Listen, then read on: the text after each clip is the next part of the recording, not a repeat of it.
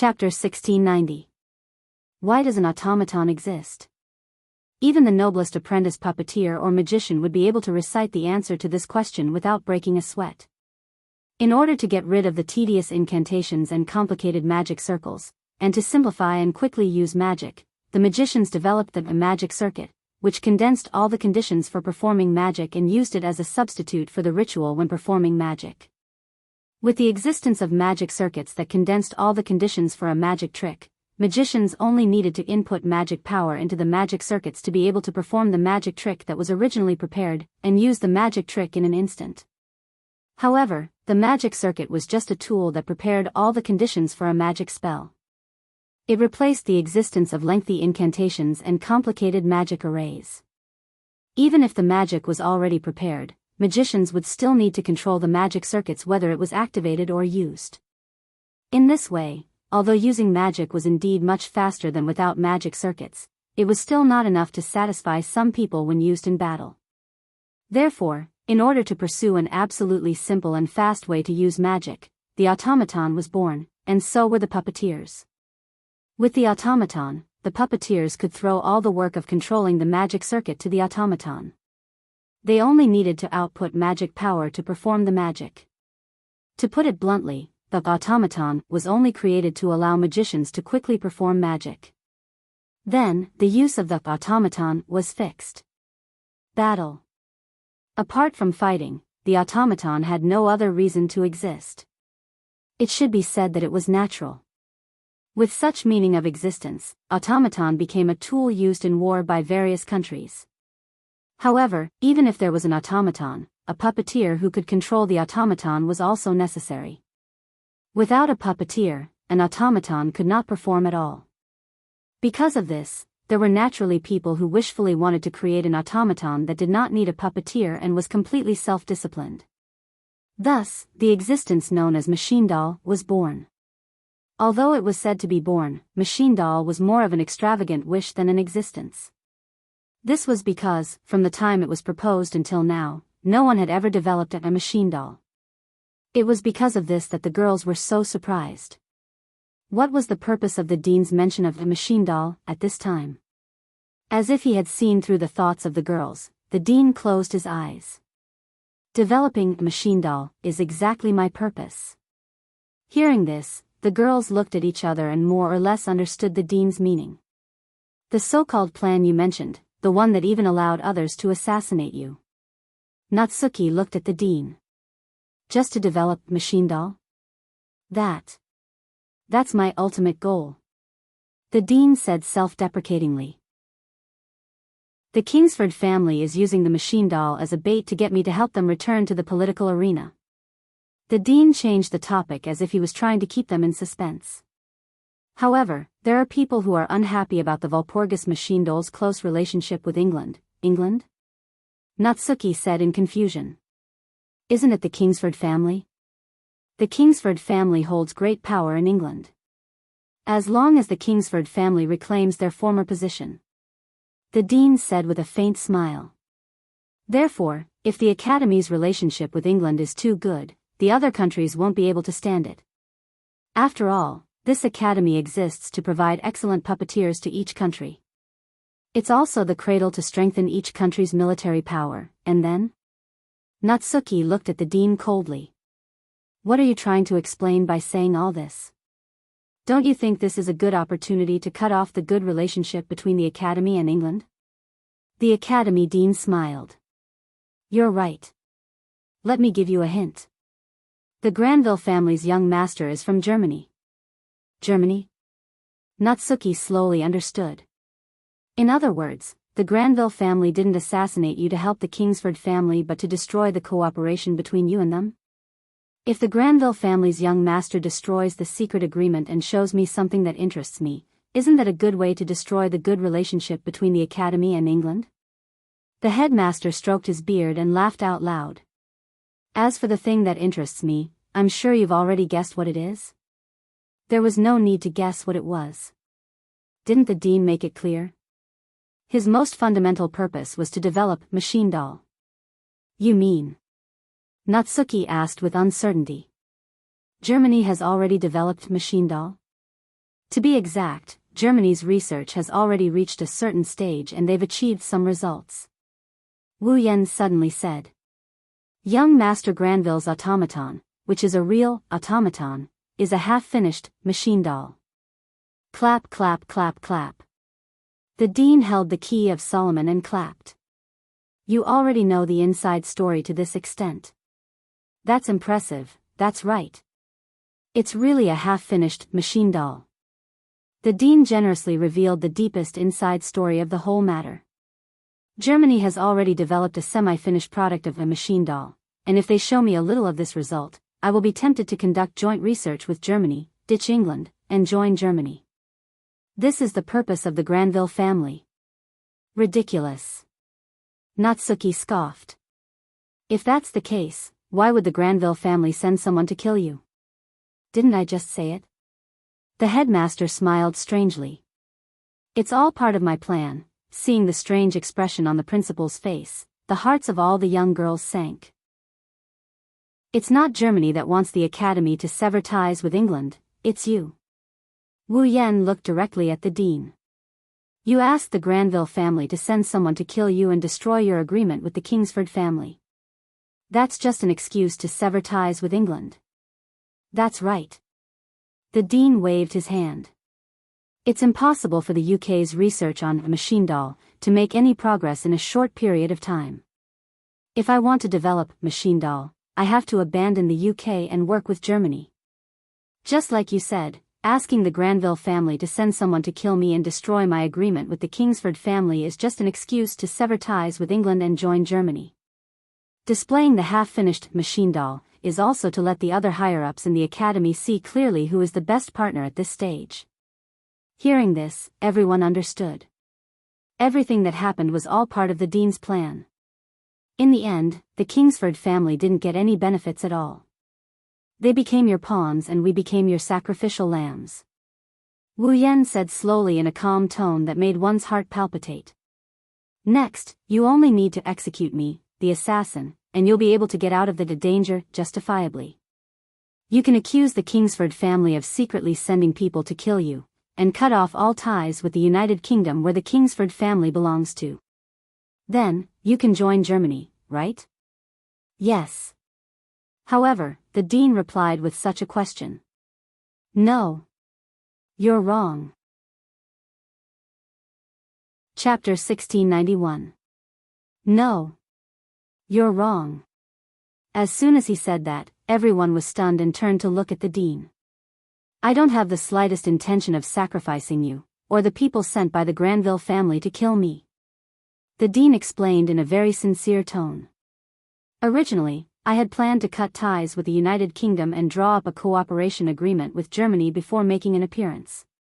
Then, would reveal the fact that you were being used, clear your name of assassinating the president, and allow you to continue living in the academy. Natsuki, Ikaros, Agrora, Cannon, and even the naive Astria couldn't believe what they heard. However, Wu Yan sensed that the dean wasn't lying when he said this. The students studying in this academy are all outstanding puppeteers from all over the world. They are true geniuses, and you are a genius among geniuses. You are a treasure that can be compared to Magnus. The dean smiled. How can I let a talented student like you leave the academy just like that? Ha. Ha. Wu Yan snickered at the dean's words. It's a very sarcastic laugh. Everyone says that the Walpurgis Royal Tactical Academy is an academy where strength reigns supreme. Now, I finally understand who developed this theory. I am looking forward to your performance at the night assembly.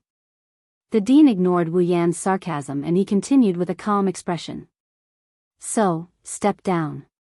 When the time is right, I will step forward and clear your name. Of course, I will also ask the Granville family to release Oliette. We will pretend this never happened. How about it? How about? As soon as he finished speaking, the surrounding space was covered by a deathly silence. The heavy atmosphere continued to spread, and the tension that tugged at one's heartstrings involuntarily rose in the hearts of many people, causing the entire place to be silent. It was as if the sound of a needle dropping would enter one's ears. Natsuki, Ikaros, Astria, Agrora, and Canon all looked at Wu Yan. Needless to say, they were waiting for Wu Yan to make a decision. Wu Yan and the dean looked at each other, and after a while, Wu Yan spat out this sentence. "Dean, didn't you just say that I don't know anything about this?" "I know. I know that you know a lot of things." The dean nodded without any change in his expression. "Perhaps, you knew from the start that I was the mastermind, right?" "Yes." "Well, I can more or less guess what's going on." Wu Yan shrugged. Then, he looked at the dean with a meaningful look. "Since you already know that I might know the inside story of the entire incident, why do you think I would be willing to be used by others and obediently come here to kill you?" The dean stopped stroking his beard on the spot. "Dean, you seem to have forgotten that there is an important explanation missing from your explanation." Wu Yan smirked. "Why would the young master of the Granville family send someone to assassinate you and show you the half-finished product machine doll that symbolizes the secrets of a country? Why would he listen to you so obediently?" Natsuki and the other girls came to their senses. The dean removed his hand from his chin and looked at Wu Yan. "You seem to have a good relationship with the young master of the Granville family. Or should I say, the two of you have an unusual relationship." Wu Yan chuckled. "So, I was thinking that if I killed you, the one who planned the whole thing and used me, wouldn't I be able to vent my anger and break the heart of the young master of the Granville family, who threatened me with Angeliette?" The originally heavy atmosphere instantly turned into a swamp. Everyone present could clearly feel the pressure in the air.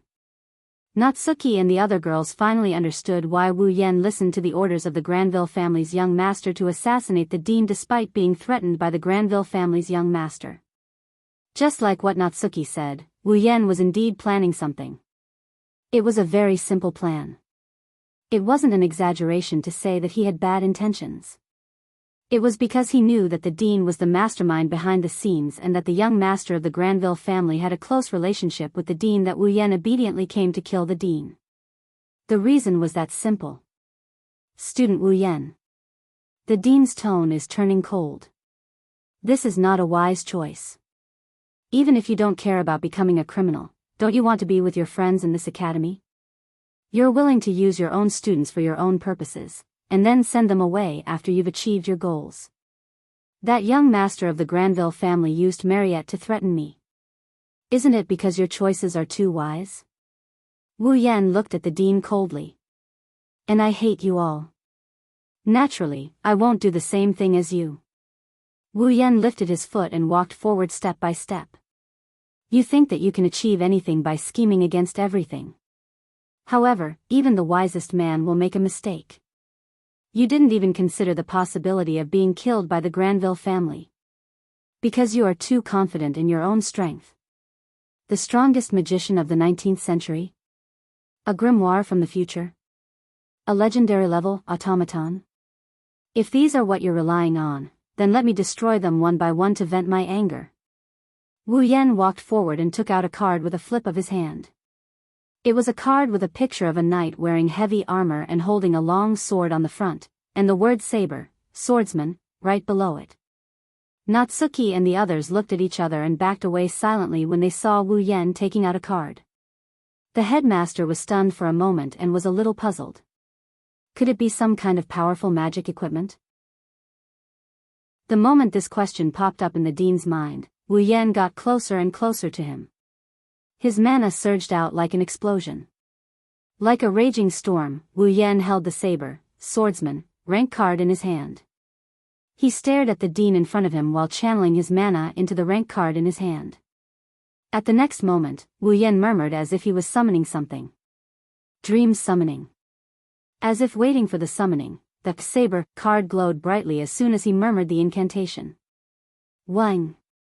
The rich magic aura turned into a tornado-like airflow that surged out from the card and wrapped around Wu Yan's body.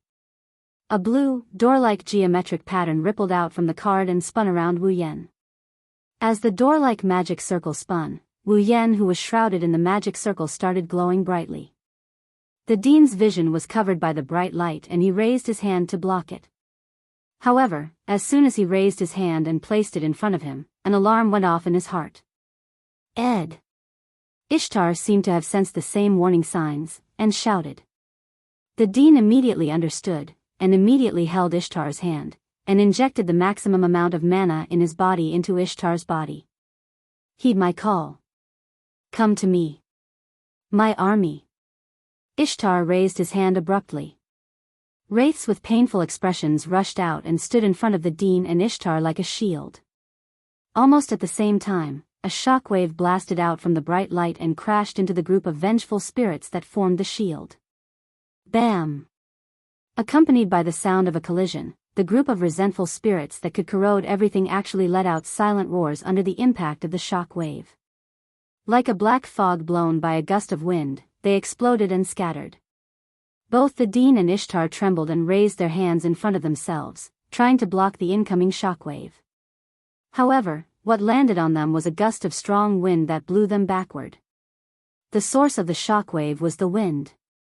It was the wind that blew the group of vengeful spirits away. R1152. Chapter 1692. Many thanks to Night Creature and Quan Yin Hua Shang for their tips. In the vast space, the wind howled and howled, stirring up sand and dust that spread in all directions. The violent magic power was strong enough to prick one's skin. It was as if there were strands of electricity lingering in the air. The President and Ishtar did not intend to waste any time when the wind weakened. They raised their eyes and stared at the front against the howling wind and the dazzling light. When the Dean and Ishtar saw the scene in the center of the bright light, both of them showed the same stunned expression almost at the same time. Because what entered their eyes was no longer a gust of wind and a strong light, but a figure from behind. A tall and straight silhouette. The dark blue knight's robe fluttered in the wind, creating ripples one after another. The silver-white steel boots reflected the strong light in the surroundings and flashed with a cold light, sending chills down one's spine. The figure slowly turned around, exposing its face to the President and Ishtar. Only then did the President and Ishtar see it clearly. Under the dark blue knight's robe, there was a silver-white armor. The silver-white armor wasn't thick, and it didn't cover the owner's entire body. It only covered the chest and wrists, and the rest of the body was covered by the original pitch-black clothes. One white and one black, but it was an unexpected combination. Apart from the chest and wrists, the figure in the dark blue knight's robe was only wearing a pair of iron boots. Embellished with the dark blue knight's robe and pitch-black clothes, the figure exuded a strange sense of beauty. Looking at the figure standing in the middle of the dissipating light and wind like a noble knight, the Dean and Ishtar almost thought for a moment that someone had come to the scene. But the eyes that stared straight into the eyes of the Dean and Ishtar told them that the person they were looking at was the same person as the one who had not changed. Of course, if it was just a transformation, then it would be a miracle if it was just a transformation. That was not a big deal. And BP, and BP, and BP, and BP, and BP, and BP, the moment they saw the figure, the Dean and Ishtar sensed it. In his heart, there was a faint feeling of palpitations. Then, it definitely wasn't as simple as just transforming. Now is not the time for you to think about so many things. The Dean and Ishtar couldn't help but wonder about the situation in front of them. An indifferent voice sounded. It reached their ears. If you don't pay attention to it, you'll be in trouble. Don't blame me if you die later. And BP, and BP, and BP, and BP, and BP, and BP, on the opposite side, Wu Yan slowly raised his head. His wine-red eyes flashed with a cold glint. He raised his hand as if he was holding something. A vast amount of magic quickly gathered in his hand and turned into a whirlwind, swirling in a strange manner. Holding an invisible object that was swirling in the strange whirlwind, Wu Yan suddenly stabbed at the space in front of him without any fancy moves. Whoosh! In an instant, the strange whirlwind violently shot out and flashed through the void. It was as cold as a blade, and as fast as lightning. It flashed in front of the President and Ishtar. The Dean and Ishtar keenly sensed that an invisible shockwave, similar to the one used to disperse the horde of wraiths earlier, was shooting toward them like an arrow. Their hair and clothes fluttered wildly in the wind. Their faces immediately changed. However, the Dean was indeed the strongest magician in the 19th century. Before the impact hit him, he reacted in time and poured his magic power into Ishtar's body. Ishtar also reacted immediately. He raised his hand and summoned a dense swarm of vengeful spirits. The vengeful spirits covered the sky and collided with the incoming impact. Bam! In the next second, a strong wind rippled out from the center of the field, causing the ground to shake violently and crack open as if it was about to collapse.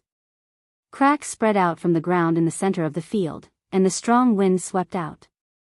Some of the gravel was directly shaken into powder and blown away by the strong wind. Did you manage to block it?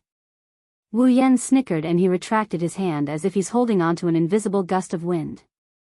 In that case, why don't we try blocking it one more time? After that, under Wu Yan's fierce thrust, an impact twice the size of the previous one rushed toward the president and Ishtar. The dean didn't try to block the attack like Wu Yan expected. Instead, he channeled his mana and enveloped himself in Ishtar's body. His luangua glowed with a dim light and the two of them levitated into the air, evading the attack. That was the power of telekinesis.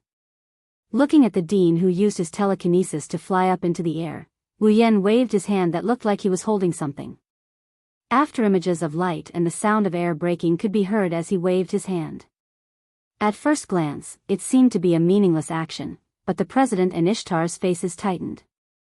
Swish. Swish. Swish. Swish. Swish. Wu Yan brandished his sword and the strong winds turned into wind blades or invisible slashes. They rained down from the sky, covering the sky and covering the earth. Facing the wind blades that were invisible to the naked eye but could clearly sense, the president's face became more and more serious. The magic in his body surged in an instant. Ishtar suddenly clenched his hand, and a group of pitch-black vengeful spirits appeared in a flash. The densely packed shadows overlapped each other, and in a short moment, they covered an area of 10 meters around the president and Ishtar like a black fog. Bam! Bam! Bam! Bam! The wind blades fiercely struck the group of wraiths, causing a chain of explosions. Powerful winds spread out like a roaring flood, causing the surrounding space to tremble. Natsuki, Ikaros, Astria, Agarola, Cannon, and the other girls were watching the intense battle. They couldn't bear to look away from it. Bam! In midair, an abnormally loud explosion rang out violently.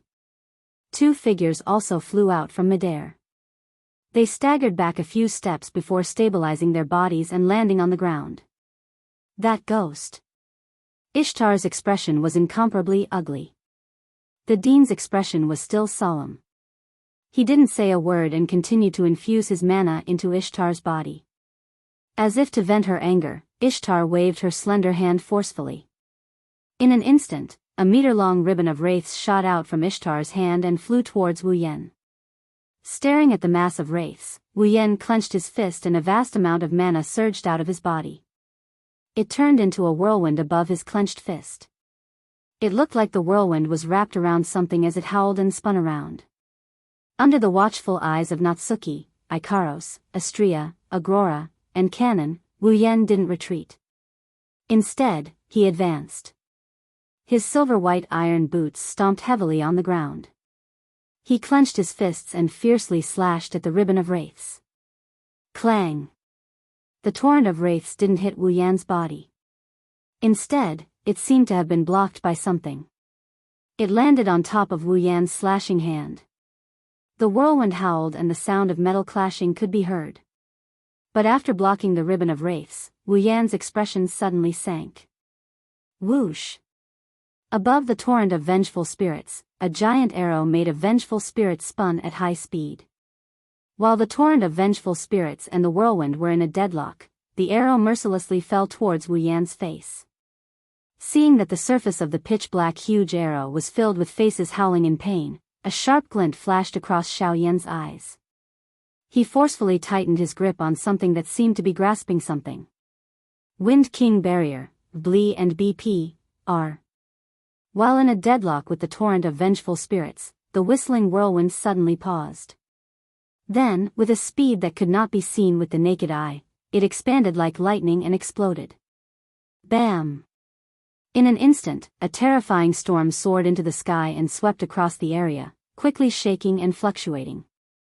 Asterisk boom. Asterisk boom. Asterisk under the impact of the storm, the vengeful spirit was scattered as if it had been shot away. Whoosh! The torrent of wraiths caused the torrent of wraiths to deviate from its path and soar into the sky, flying towards the horizon. However, the principal, Ishtar, Natsuki, and the other girls had no time to care about these things. This was because their gazes were all attracted by the sword in Wu Yan's hand. Chapter 1693. The gale and vengeful spirits seemed to have been covered at this moment as they all dissipated. Everyone's attention was on the sword in Wu Yan's hand. It couldn't be helped. That sword was just too eye-catching. The hilt of the sword was dark blue with a gem embedded at the top. The sword's handle was made of gold and it was exceptionally dazzling. What was even more dazzling was the blade. At first glance, it was an eye-catching silver-white blade with a cold glint. However, upon closer inspection, one would notice that the silver-white blade would occasionally flash with a dazzling golden light. Without a doubt, that was a sword that could easily attract people's attention. At the same time, it was also a sword that would never let anyone doubt its sharpness. The Dean and Ishtar, on the other hand, felt a vague sense of threat from the dazzling sword. What is going on? The Dean's expression began to change. What did Wu Yan do? Why did he suddenly become so strong? What is that sword? The Dean who was thinking about this did not realize that his attitude towards Wu Yan had changed. If the Dean only treated Wu Yan as a talented student who could catch his eye, then at this moment, the Dean had unknowingly treated Wu Yan as a worthy opponent. Unfortunately for Wu Yan, the Dean did not care. No matter what the Dean thought of him, it did not affect him. Didn't I tell you? With the dazzling sacred sword in hand, Wu Yan stomped on the ground. As if he had teleported, he appeared above the Dean and Ishtar. Now, there is no time for you to think so much. The pupils of the Dean and Ishtar suddenly shrank. The sacred sword in Wu Yan's hand began to dance. It brought about a shrill sound as it pierced through the air. It also brought about streaks of sharp sword rays that were aimed at the Dean's vital points. Once one of the swords hit the Dean, he would definitely die. He sensed the shadow of death brought about by the extremely sharp sword rays. The Dean's gaze also turned cold. Boundless magic power surged out of his body and surged into Ishtar's body. Ishtar's delicate body trembled. Vengeful spirits surged out of every part of his body like shadows. They rapidly danced around the Dean and Ishtar. Bang! Bang! Bang! Bang! The sword rays that descended from the sky all landed on the dancing vengeful spirits. In the midst of a series of dull thuds, the vengeful spirits exploded one after another. As the sharp sword rays exploded the vengeful spirits one by one, the ground where Ishtar was standing seemed to be unable to withstand the heavy pressure. Cracks that were nearly half a meter deep were left on the ground. Even the place where Ishtar was standing had 2 deep footprints on it. But in the blink of an eye, the dull thuds above his head disappeared and the vengeful spirits stopped exploding. The sacred sword in Wu Yan's hand spun abruptly. Countless blade rays coalesced at lightning speed.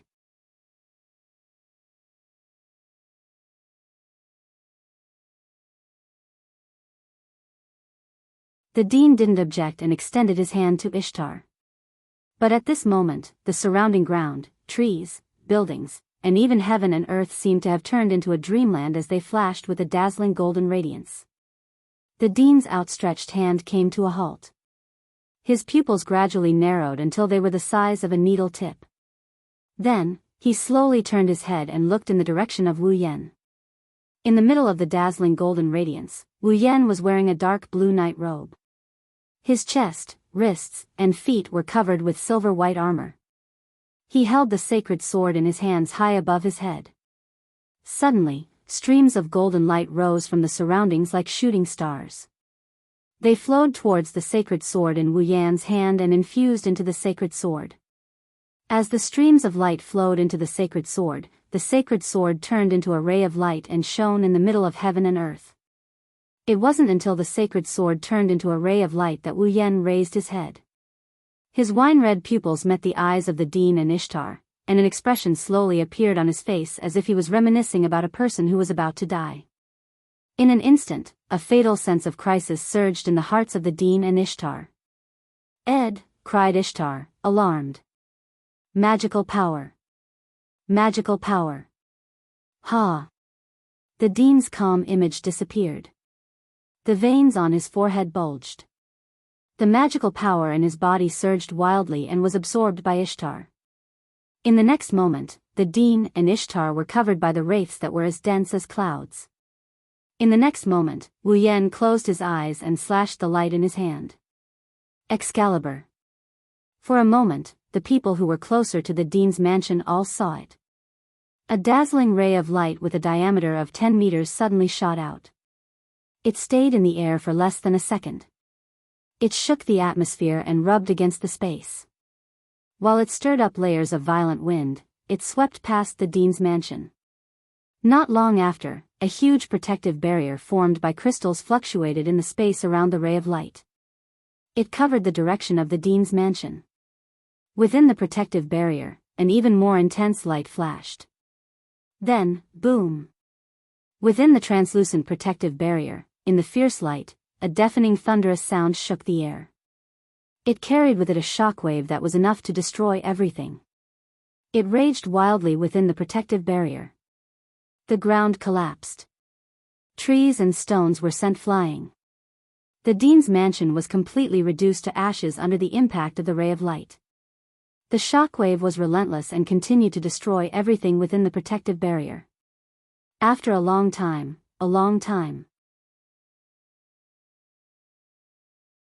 Chapter 1694. Boom! The dazzling light beam exploded within the translucent barrier made of crystals. Like a wave of fire, it engulfed the entire space within the translucent barrier.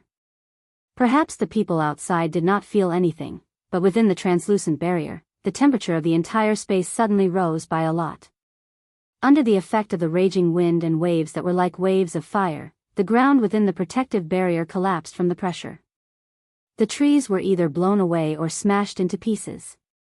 The headmaster's mansion was completely turned into ashes and was wiped off the map of the academy. Kacha. Not long after, even the translucent barrier that tried to contain the shockwave and not expand the scope of the damage began to crack. Inside, traces of magic power leaked out from the cracks. Within the academy, everyone who was near the headmaster's residence and had heard the deafening loud noise, were given a fright as they lifted their eyes in a daze. They looked towards the frightening shockwave that had engulfed the defensive barrier, as their faces turned dull. In the vast academy, the surroundings of the headmaster's mansion were silent. Everyone who witnessed this scene could not help but feel their mouths dry up. They could not help but swallow a mouthful of saliva. A feeling of fear spread from the depths of their hearts. What's wrong? What happened? This was the question in everyone's heart. Inside the translucent barrier that was cracking, the ripples spread out. The shock waves rippled out in all directions. With the explosion point as the center, everything in the vicinity suffered a devastating blow. No one knew how long it lasted. When the barrier was about to collapse and shatter, the shockwave gradually dissipated, revealing the place that was baptized. It could only be said that it was too horrible to look at. The ground was completely razed to the ground, just like what was written on the surface. The streets and trees were all a thing of the past. Everything was revealed under the sunlight.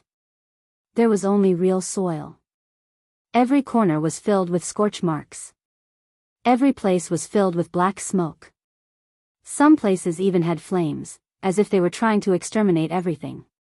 Among the things that were left behind, for example, the rubble and broken wood were burning. This area was slowly turned into a real scorched earth. In a corner of this scorched land, a translucent barrier made of crystals with cracks all over its surface shattered with a bang. It shattered into pieces. Inside the shattered translucent barrier, Natsuki, Ikaros, Astria, Agrora, and Cannon had different expressions as they looked ahead in silence. About 20 meters away from where Natsuki and the other girls were looking, there was only one side of the wall left.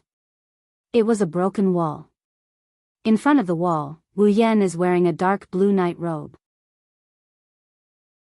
His chest, wrists, and feet are covered in silver armor. He held Excalibur in his hand as he stood in front of the wall, surrounded by the light of the flames.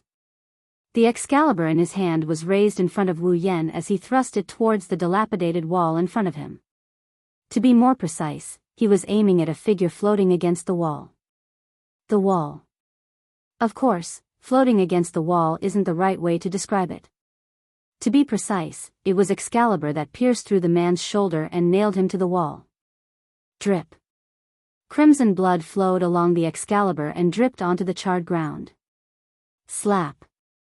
The grimoire named Solomon's Key, which came from the future and contained more than 50 extremely precious legendary-level automatons, slipped from the hands of the figure pinned to the wall like trash and fell to the ground. Ugh. After a painful groan, the principal slowly raised his head. His vision was a little blurry, but he was able to accurately look at Wu Yan. An ugly smile appeared on his face. I actually lost. Wu Yan held the hilt of Excalibur tightly in both hands. He lowered his body and maintained a charging posture. He looked up at the principal who was nailed to the wall with Excalibur pierced through his shoulder. You, who have calculated everything, did you think this would happen? How is this possible? As if the wound on his shoulder that was madly bleeding was fake, the dean smiled weakly without the slightest bit of pain. Although I have always thought that one day, I, who is known as the strongest magician in the 19 worlds, will lose to someone, but I never thought that this day would actually appear now, and the opponent is my student, if only. I used my full strength. Wu Yan lowered his eyes. Indeed, Ishtar has also said that she has a second batch of troops. In that case, it's hard to say that she doesn't have a third batch of troops, a fourth batch of troops, or even dozens of batches of troops. Not only that, you also have other automaton in your Key of Solomon. Indeed, you haven't gone all out yet. Although he said that, Wu Yan himself had not used his full strength either. His level and power are all restricted by the bracelet. He can't use any of his own power. However, the bracelet didn't restrict him from using items. It was because of this loophole that Wu Yan was able to use his class card and dream summoning. He was able to use the power of his heroic spirit to suppress the strongest magician in the 19th century. The strongest magician of the 19th century didn't use any of Ishtar's other armies. He didn't use any automaton. But Wu Yan didn't use any of his cards either, right? His strongest class card wasn't the saber, sword soldier. Natsuki, Ikaros, Astria, Agrora, Cannon, and the others didn't make a move either. They were all hiding their trump cards. Even the strongest magician in the 19th century would not be able to do anything if they used all their trump cards. Of course, Wu Yan isn't going to talk about this. Pfft. Wu Yan pulled out his Excalibur from the dean's shoulder. Humph. The headmaster let out a muffled groan as blood spurted out from his shoulder.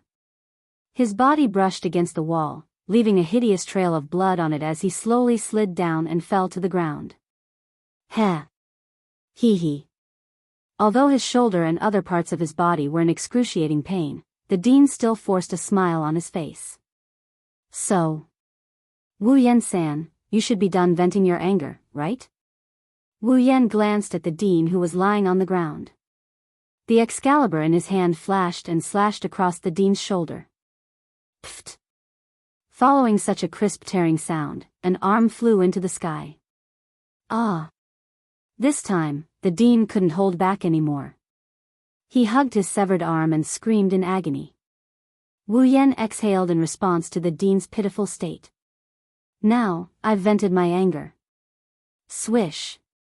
Just as he finished his sentence, a shadow flashed in front of Wu Yan and raised his leg to kick Wu Yan. Unfortunately, before the shadow could kick Wu Yan, a spatial ripple rippled in front of Wu Yan. A chain glowing in purple light emerged from the ripple and lashed at the shadow like a whip. Bam! With a muffled sound, the afterimage was sent flying like a kite with a broken string. It glided in a perfect parabola in the air, but halfway through its flight, it stabilized and landed lightly on the ground. At that moment, the dean on the ground had already disappeared and appeared beside the ambusher on the ground. Beside the ambusher, another figure suddenly appeared. He squatted on the ground and pressed his hand on the spot where the dean's arm was severed. His gaze shot forward. His gaze was filled with murderous intent. Chapter 1695. The lock of discipline slowly retracted back into the spatial ripple. However, the spatial ripple didn't disappear just like that. Instead, it expanded to about 5 meters in diameter. Natsuki, Ikaros, Astria, Agrora, and Cannon appeared from the ripples in space. They stood in a straight line in front of Wu Yan with the Excalibur sword in his hand as they looked ahead. There were 3 people standing there. The dean was lying on the ground with a painful expression while holding his severed arm. Standing in front of the dean is a man wearing a pair of tinted glasses and looking at Wu Yan and Co. with a hostile expression. He is dressed like a deacon. The last one was an elegant young man who was crouching beside the dean while holding his severed arm. His eyes were filled with killing intent and anger. Wu Yan is the one who sent Wu Yan to kill the dean, the head of the Granville family's nightclub executive department, and his automaton, TTN, the semi-finished product named Shinobu, INEDLL.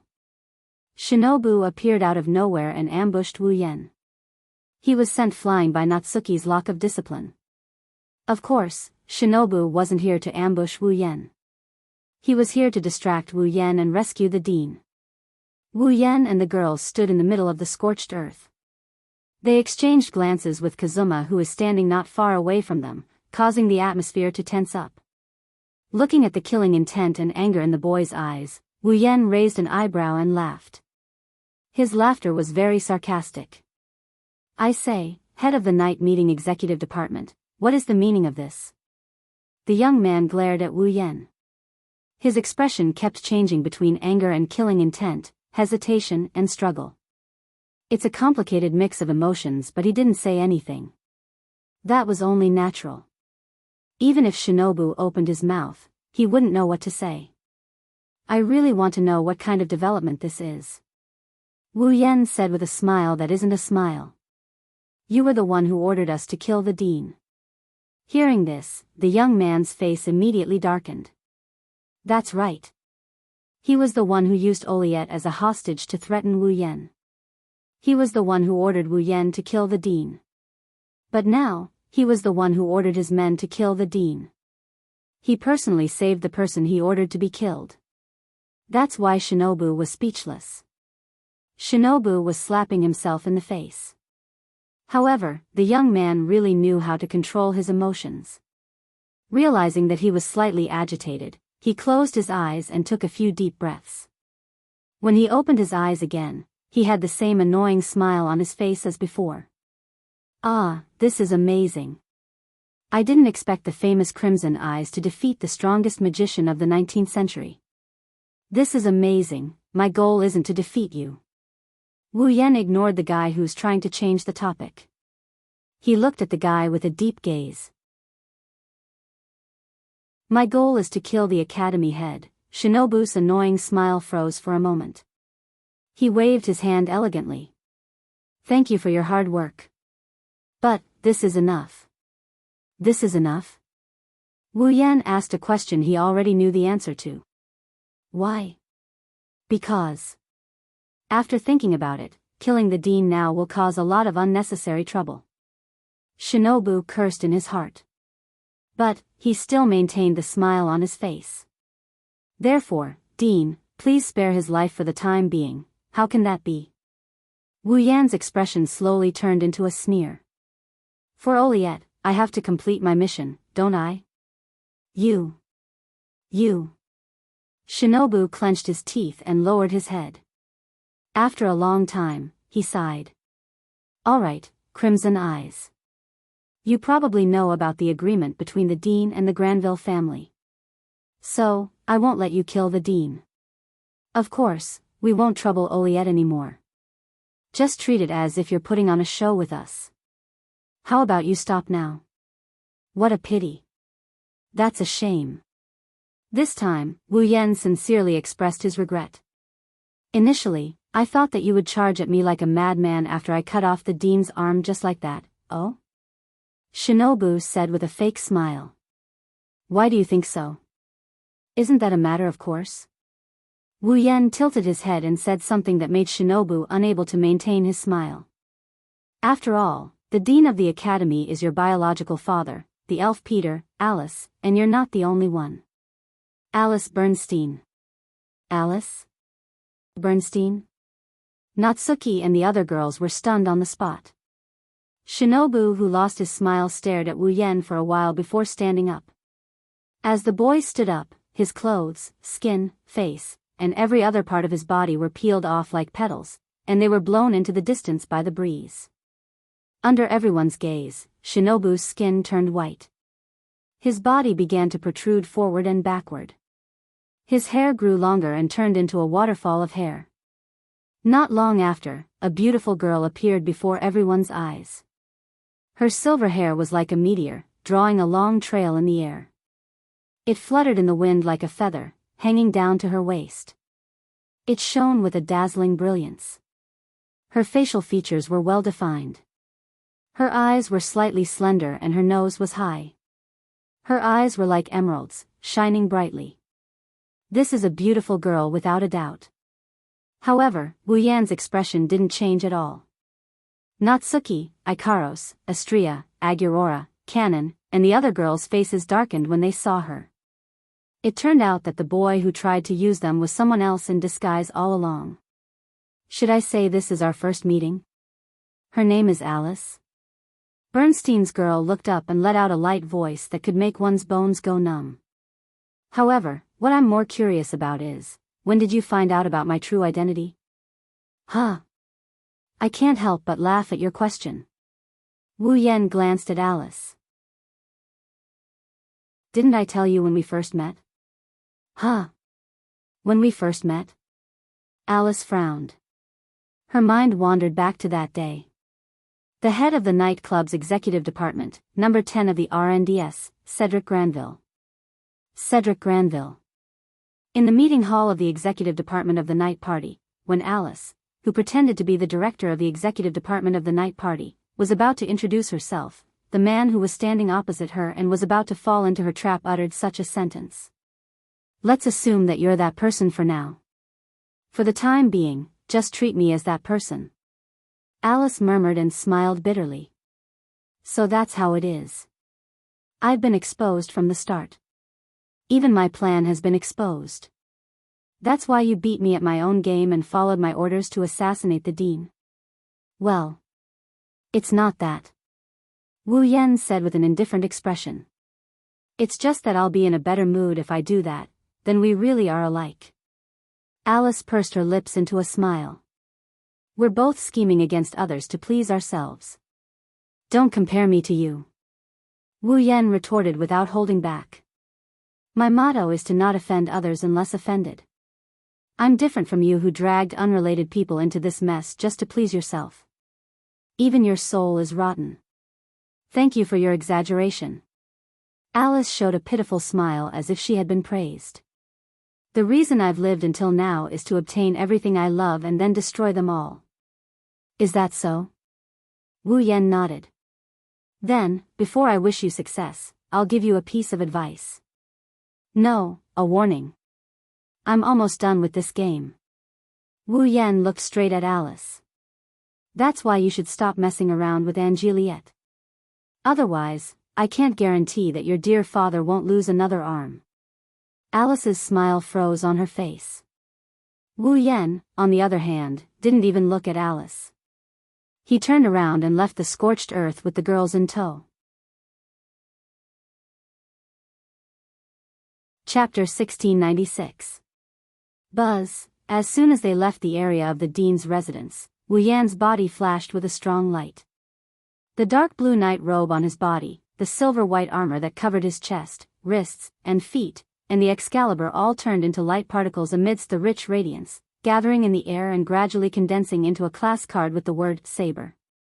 Reaching out his hand, Wu Yan took out the saber, swordsman, rank card.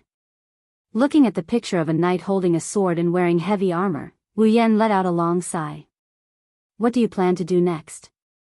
Natsuki stared straight ahead as she walked forward. Do you still intend to stay in the academy? Ikaros, Astria, Agrora, and Canon looked at Wu Yan at the same time. It seems like they had the same question in their minds. Wu Yan glanced at the group of girls and took in their gazes. After pondering for a moment, he shook his head. Forget it. The replication of Eve's heart is almost complete. Besides, I've already chopped off the dean's hand. If I continue to stay here, things might become very troublesome, although the headmaster himself had said that he had no intention of pushing Wu Yan out as a scapegoat. That was before the headmaster had laid his cards on the table. Now, it was Wu Yan's own idea to beat the dean into a half-dead state. It could also be said that he was using his own will to hurt the dean of the Walpurgis Wangli Tactical Academy. Who knew if the dean would still turn a blind eye to it? Even if the headmaster really intended to let the culprit who cut off his arm continue to stay in the academy after his arm was cut off, Alice, that brainless fellow, might once again come looking for trouble with Wu Yan. After all, what Alice was after, to put it nicely, was something that pleased him. To put it bluntly, it was something that pleased him. It was a process of self-destruction. Therefore, it was hard to guarantee that Alice would not trouble Wu Yan again. Wu Yan was not afraid. However, it was better to avoid trouble if possible. Moreover, it was just as Wu Yan had said. The replication of Eve's heart had indeed reached its final stage. The third round of the Demigod Path mission was also about to come to an end. It was also because the Demigod Path quest was about to be completed. That was why Wu Yan had chosen to assassinate the headmaster for the second time today, in order to settle the grudge in the academy. As for why he chose today, the reason was simple. Tonight, 100000, Eve's hearts were successfully replicated. In other words, by tonight, the third phase of the Path of Demigod mission would be completed, and Wu Yan and the others would be able to leave the nimble girl is unhurt world. Therefore, Wu Yan attacked the dean without any scruples and ended the chaos. And now, there was less than half a day left before night fell. With Wu Yan and the others' abilities, hiding for another half a day in the Walpurgis Academy without being discovered would be a piece of cake. Master. Astria pulled Wu Yan's sleeve. She hesitated for a moment before speaking. Aren't you going to bid farewell to Miss Charlotte? Wu Yan's footsteps stopped for a moment. He hesitated. Ikaros. Canon turned around and looked at Ikaros. Aren't you going to bid farewell to Miss Flay and Rabbi? Ikaros flinched. It's rare for her to be hesitant about something other than Wu Yan. I don't encourage people to leave without saying goodbye. Even though it was a prideful statement, Agrora said it in a timid tone. My other half thinks so too. In other words, Agrora's other personality, Nagisa Akatsuki, also felt that she should bid farewell to Charlotte. Listening to the girls, Wu Yan's hesitant expression became more and more apparent. Natsuki's red lips opened slightly. She wanted to say something but she suddenly stopped and sighed. It seems like there's no need to hesitate. As soon as Natsuki finished speaking, a voice called out to him from not far away. Yen. In front of him, a fairy-like girl who was hugging a little dragon that was covered in wounds, a girl with 5 dogs, a young man with a girl in a kimono with a short skirt, and a man with an automaton with a humanoid figure ran over at a speed that was not considered slow.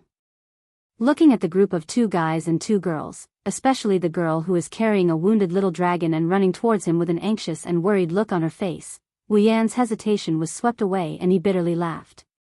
Charlotte, Flay, Raisin, and Loki ran over to Wu Yan with their automaton. To be exact, after running for a distance, Flay, Raisin, and Loki stopped. Charlotte was the only one who ran over to Wu Yan. The distance between the two of them was only a short 2 to 3 meters. When the wine-red pupils and the azure blue eyes met, waves of emotions surged within them. It was as if there were thousands of words that they wanted to say, but they couldn't say a single word. Natsuki, Ikaros, Astria, Agrora, Canon, and the other girls moved away and walked over to Flay and the others. They started chatting about something. It was clear the girls wanted to give Wu Yan and Charlotte some space. A space to bid farewell to each other. You. Charlotte tightly hugged the silent little dragon in her arms and asked nervously. Did you? Seeing Charlotte's nervous expression, Wu Yan chuckled. Don't worry, I didn't kill the school head. I only taught him a lesson. Charlotte released a sigh of relief when she heard Wu Yan's explanation. At the same time, she also felt a bit confused. Lesson? A lot of things happened. Wu Yan did not explain. He merely smiled at Charlotte. You only need to know that you and your younger sister can live peacefully together in the future. That's enough. Seeing the smile on Wu Yan's face and hearing Wu Yan's words, Charlotte felt pain in her heart. She couldn't hold back her tears and started sobbing. Who needs you to meddle in other people's business? At the end of the day, you still can't be honest with me. Wu Yan bitterly smiled. And here I thought you would be a little more honest. I have always been this honest. After saying something that even she didn't believe, Charlotte rubbed her eyes and lowered her head. Are you planning to leave the academy? Should I say that her intuition is always accurate? Even though they only exchanged a few sentences and the content was completely unrelated, Charlotte could still faintly feel it. Before her eyes, the person she loved with great difficulty was about to leave her side. Even though I caused a lot of trouble, I'm not so kind as to clean up the aftermath. Wu Yan said with a teasing tone. What? You can't bear to part with me? Who would be reluctant to part with a pervert like you? Charlotte lowered her head so no one could see her expression. However, the words that came out of her mouth were squeezed out. Her heart was filled with sorrow. If you want to leave, then leave.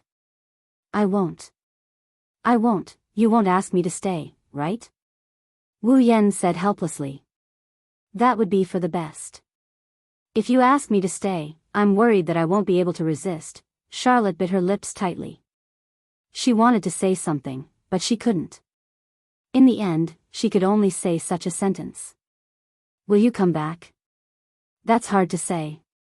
Wu Yan looked directly at Charlotte and his voice became gentle. But when I practice with you, I'll definitely come back. Charlotte finally raised her head and met Wu Yan's gaze with her teary eyes. She didn't look away. If you lie to me, I'll blast you to smithereens. That's really scary.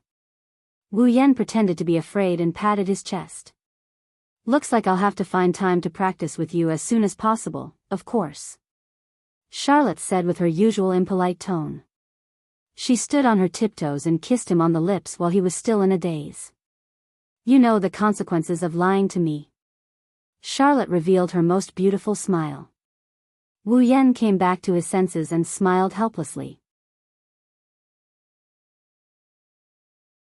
Chapter 1697. The incident that happened in the Dean's mansion spread across the entire Walpurgis Wangli Tactical Academy in less than half a day.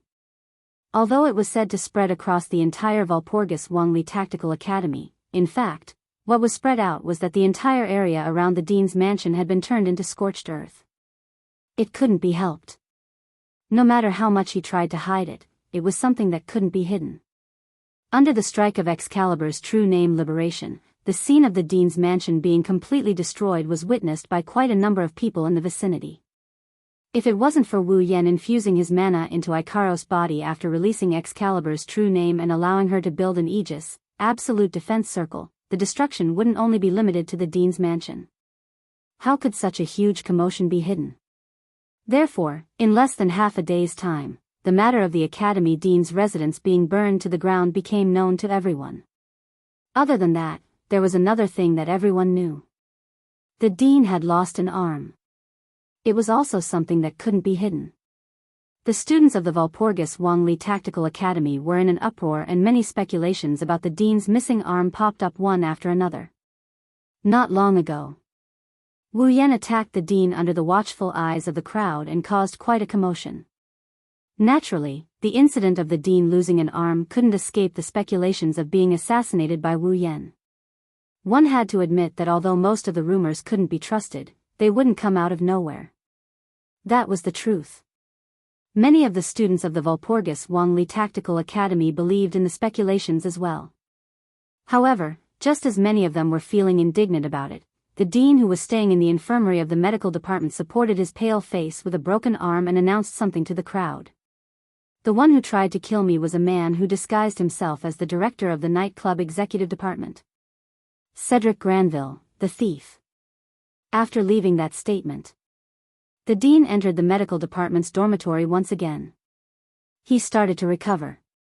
Not long after, the guards and the disciplinary committee of the Walpurgis Xianxia Tactical Academy found the imprisoned Cedric Granville in a secret location. Cedric Granville. He had saved him. As a result, this incident was reduced to an invasion by foreign terrorists, and the case was finally closed. Since the dean and the higher-ups of the academy decided to close the case, even though the dean didn't explain why Scarlet Eyes attacked him, the other unrelated members of the academy couldn't say anything about it. The incident had a strong start but a weak end and the curtains were drawn. Regarding this, Charlot, Flay, Raisin and Rocky, the four people who knew the inside story to a certain degree, remained silent and continued with their lives in the academy. As for what they were thinking in their hearts, only they themselves knew. The curtain of night gradually descended. In the depths of the forest of the Walpurgis Xianxia Tactical Academy, Wu Yan stood in the center of an empty space. Natsuki, Ikaros, Astria, Nagisa, and Kanon stood behind him. Everyone's gaze was focused on the space in front of them.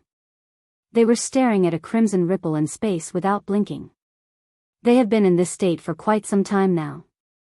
If one looked closely, they would notice that inside the crimson ripple, Wu Yan and the others were staring at a sphere that was emitting light.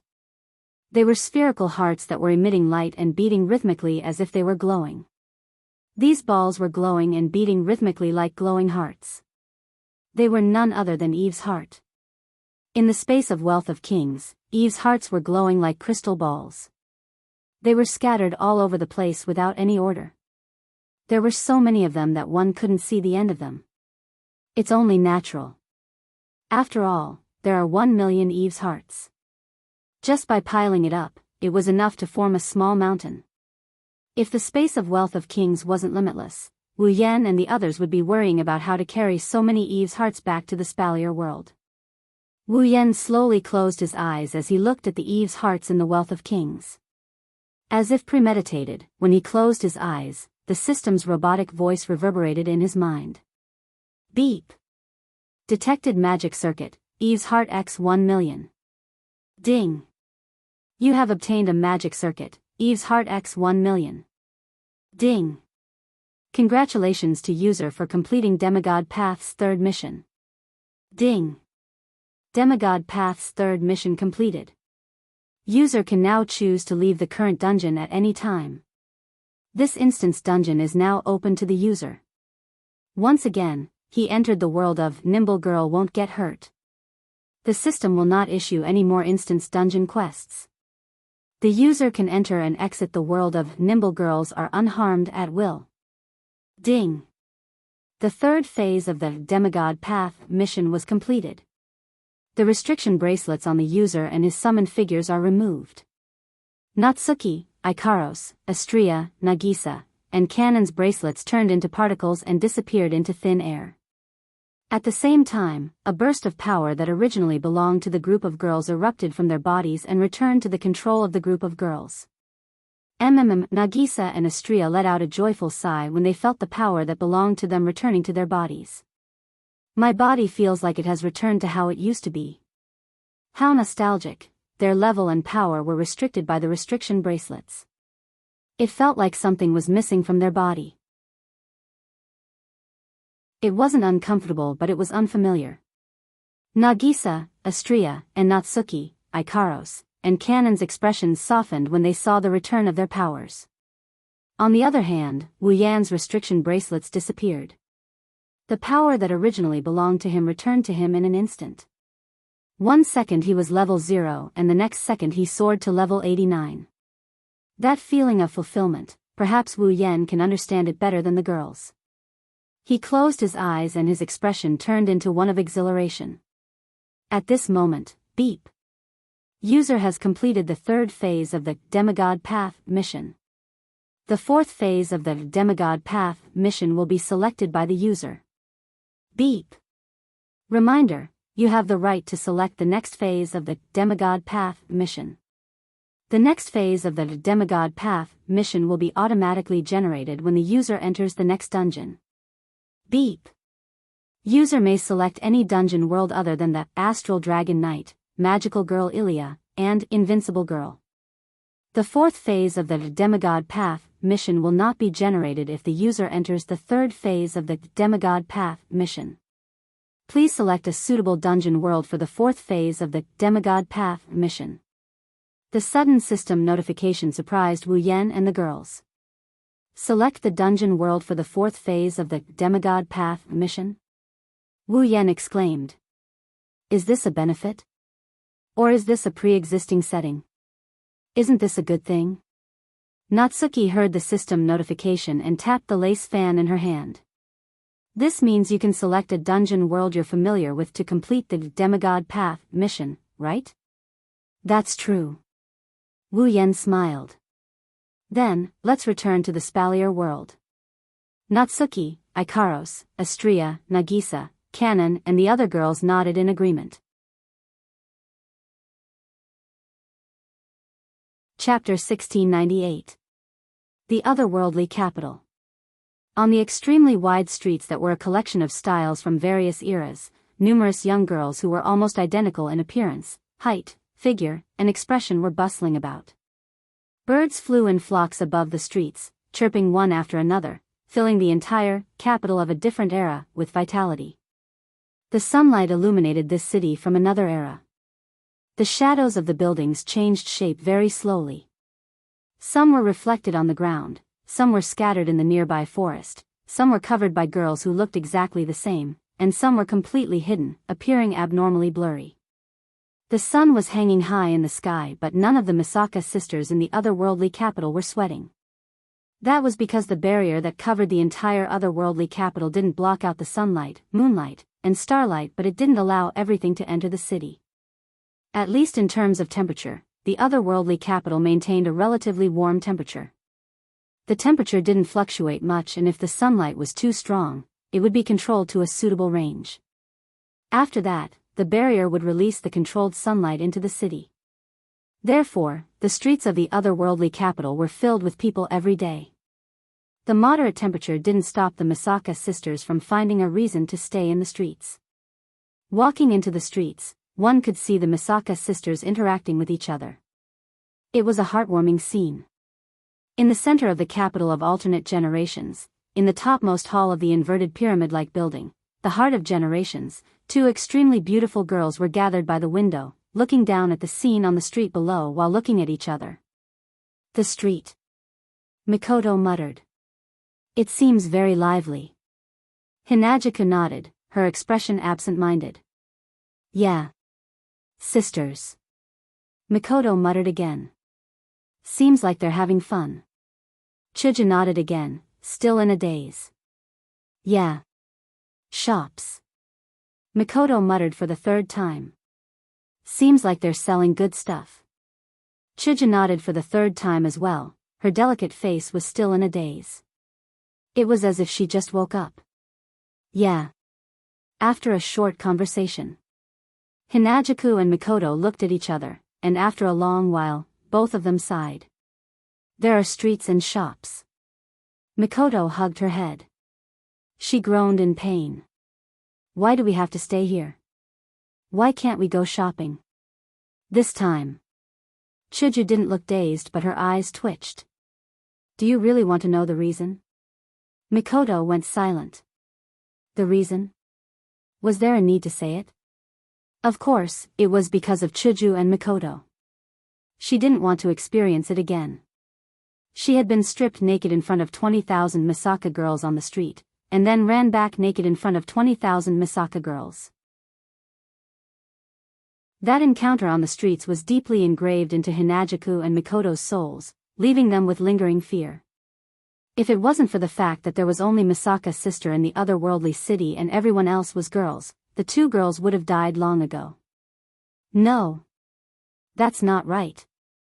Even if there were only female Misaka girls in the entire otherworldly city, running back naked in front of 20,000 Misaka girls was enough to make Hinajuku and Mikoto want to die. That time, it was simply a challenge to the shame of these two proud young girls. After that experience, no matter how crowded the streets were, Chuju and Mikoto didn't dare to go out. Damn it. Mikoto screamed like she was about to go crazy. Why isn't everyone out of the lake yet? It's just the two of us here, isn't it too boring?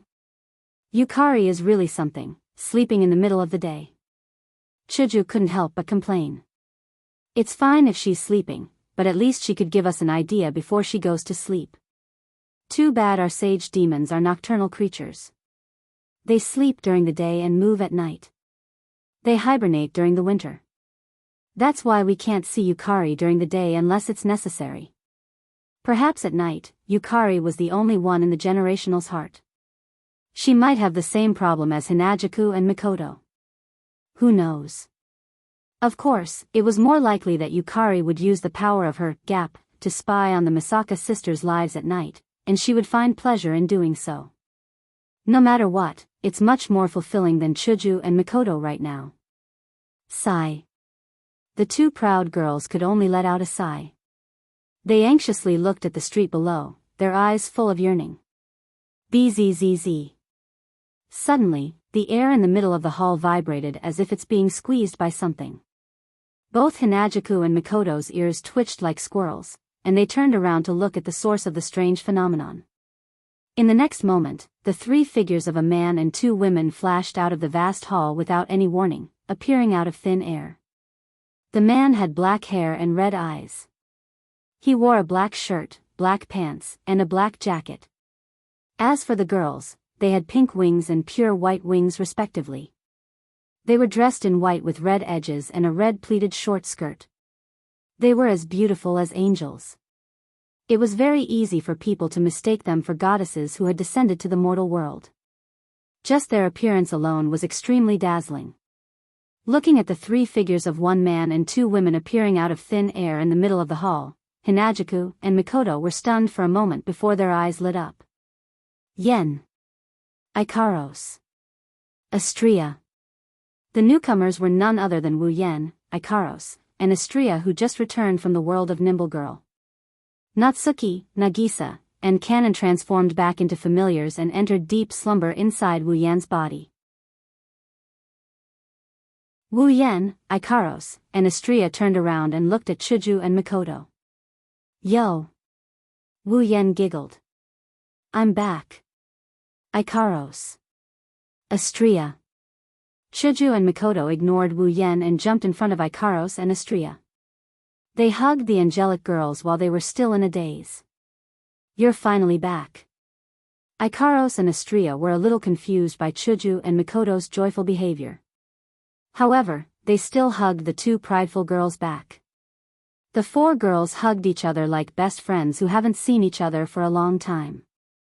In response, Wu Yen maintained his greeting posture. He was petrified and didn't react for a long time. What is this? Sisterly love? That's a good thing, but why didn't I get the same treatment? Thinking up to this point, Wu Yan's heart is filled with unwillingness. He turned around and looked at Ikaros and Astria, who are hugging Hinajuku and Mikoto. A stiff smile appeared on his face. Chuju. Mikoto. I'm back too. Wu Yen increased the force on the word also, so that it sounded like he was shouting it out loud. Chuju and Mikoto finally noticed Wu Yan's return. They looked up from Ikaros and Astria's embrace and glanced at Wu Yen. Oh, Chuju and Mikoto grabbed Ikaros and Astria's hands excitedly. You guys came back just in time. We're bored, come play some games with us. Yeah, the game console Ikaros made last time didn't come in handy, right? This is a good opportunity, let's go play together. Yeah. Chuju and Mikoto chatted with Ikaros and Astria enthusiastically while ignoring him. Wu Yan's face turned red, then green, then white, and finally black. You guys. Wu Yan lowered his head and said in a low voice. He felt like he should reclaim his position as the husband. What's the meaning of this? Are you planning to rebel? Shut up. Chuju and Mikoto glared at Wu Yan. How do you know how bored we are? Bored. Wu Yan is flabbergasted. Humph. Hinajaku and Mikoto didn't have the intention to explain, they just snorted coldly, grabbed the two angelic girls' hands and walked towards their rooms. Wu Yan was the only one left in the room. His back looked bleak. Chapter 1699. Standing at the top of the Heart of Generations in the heart of the capital of alternate generations was an open-air rooftop. Wu Yan sat in an elevator that looked like it came from the future. He wanted to head to the top of the Heart of Generations. There was no other reason other than the diluted miraculous pond water that allowed all the girls to undergo their metamorphosis in the lake, which was located on the rooftop of the Heart of Generations. Currently, Hinajaku and Mikoto were welcoming Ikaros and Astria into their rooms with an attitude that would make one wonder if they're trying to get into a lesbian relationship. On the other hand, Yukari was sleeping in her room. In other words, no one in the Heart of Generations would greet Wu Yan, who just came back from the Nimble Girl Won't Get Hurt dungeon and completed the Demigod Path quest with much difficulty. One has to say, this is a huge blow to Wu Yan. The Heart of Generations, the numerous girls he had, none of them accompanied him when he came back. They didn't even greet him. Wu Yan almost wanted to commit suicide because of this. Fortunately, Wu Yan used the excuse of, "Not all of my wives are like this, the others are undergoing their transformations," to persuade himself to not commit suicide. That was how he managed to avoid the tragic ending of dying once. With this thought in mind, Kirin felt a sense of relief. Wu Yan missed the other girls and he couldn't help but want to meet them. Of course, it was time for him to check on the girls' condition. It was said that they were undergoing metamorphosis, but up until now, the girls had been soaking in the lake. It's been so long since they last met, how could he not miss her? However, Chuju and Mikoto's cold shoulder made Wu Yan miss them even more. He wanted to talk to Yukari about the Demigod Path mission, but he decided to bring it forward. With the elevator leading the way, the rooftop of the Heart of Generations was getting closer and closer. They took the elevator from the top floor of the Heart of Generations. They were heading to the rooftop of the Heart of Generations. There wasn't even a floor between them, but Wu Yan stayed in the elevator for a full 5 minutes. Then, the elevator slowly came to a stop. Ding! A crisp sound effect was heard. The elevator finally came to a stop. The door of the elevator opened. Wu Yan could see the scenery outside. It was an open-air rooftop that covered a vast area. The ground was paved with red bricks, as if it was a carpet. Around him were walls that were like the surface of the water, constantly swaying, as if something was flowing. There was no ceiling at the top. Instead, there were bars that looked like they were made of ceramic that formed a fence that covered the entire rooftop. There were canopies on both sides that could be opened with a button at any time. The canopies could be turned into a ceiling. In the center of the rooftop, there was a platform that was about a meter higher than the rest of the rooftop. There was a lake that looked like an extra large bathtub on top of it. Inside the lake, there were naked girls with their eyes closed, either sitting or lying in the water. They were Wu Yan's summons, the girls that were destined to accompany him until the end of the world. At this moment, in the lake where the young girls were soaking in, a clear stream that was invisible to the naked eye flowed through the water around the naked bodies of the young girls, entering their tender and slender bodies. As the streams of invisible clear water entered the girls' soft and slender bodies, the girls' auras were also changing. One moment it was strong, the next it was weak, and the next it was strong. It was a very rhythmic rise and fall. If one observed carefully, they would find that with every rise and fall, the girls' auras would break through the peak and advance a little. Although it was only a little, if they continued like this, they would benefit a lot. Looking at the girls who were soaking in the lake with their eyes closed, Wu Yan couldn't help but reveal a gentle smile. Eh. At this moment, a surprised voice sounded from the side of the lake. Wu Yan was stunned. He quickly turned his head and looked at the source of the voice. It was the bottom of the platform where the girl's clothes were piled up. Then, a petite figure entered Wu Yan's eyes. Her light yellow hair was kept to her shoulders, and on the left side of her head was a ponytail that reached her waist. She was only wearing a pair of white underwear, and her skin and hair were covered with water droplets that dripped to the ground bit by bit. The petite girl held a red and white shirt in her hand, as if she wanted to put it on her petite body that was only wearing a small piece of underwear.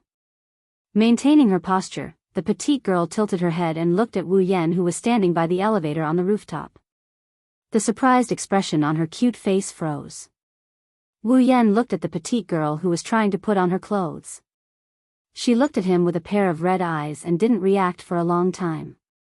What's wrong? You don't recognize me? Flandre-chan, yes. The petite girl was Flandre-chan? Scarlet. It wasn't until she heard Wu Yan's voice that Flandre-chan finally reacted. Her red eyes lit up with joy. Flandre-chan grabbed the clothes she was about to put on. She flapped her broken wings with colorful crystals hanging from them. She cheered and she charged at Wu Yan. Big brother. An extremely cute little girl wearing only her underwear was throwing herself at him. How would an ordinary person feel at this moment? Wu Yan didn't know what other people are feeling, but when he saw Flandre-chan coming at him in such an unrestrained manner, he jumped in fright. He quickly caught Flandre-chan in his arms. Big brother. Big brother, big brother, big brother. Flandre-chan didn't care about her wet body. She hugged Wu Yan tightly and rubbed her head against Wu Yan's chest. Flan missed you so much. Wu Yan wanted to scold Flandre-chan, but when he heard her words, all his emotions turned into love. He hugged her tightly. Big brother missed you too, really? Flandre-chan lifted her head and pouted. She looked like she was throwing a tantrum. Then why didn't you come to see me? I've been staying in the lake all this time. It's so boring. Big brother went to do a mission. Wu Yan patted her head to comfort her. That's why you didn't come, so, you didn't come to visit Fran because you were too busy, right? Flandre-chan asked with a hopeful look on her face. It's not that you don't want to see me, right? Of course it's not that I don't want to see Flan. Flandre-chan's cute and funny words made Wu Yan smile and scratch her nose. Flan is so cute, who wouldn't want to see her? Liar. Flandre-chan's expression turned a little unhappy. Big sister locked me up in the basement because she didn't want to see me. Wu Yan tightened his grip on Flandre-chan's wet body and sighed.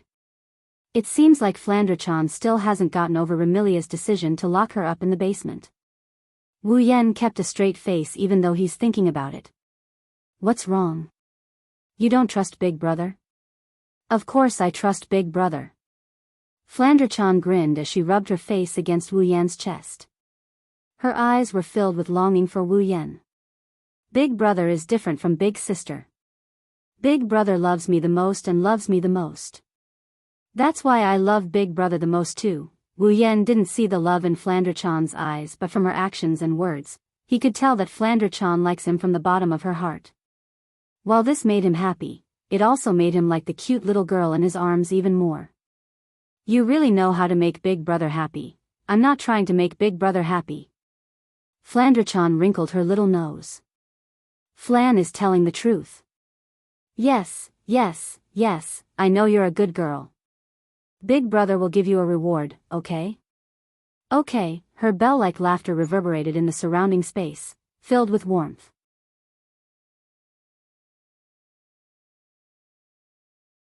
Chapter 1700.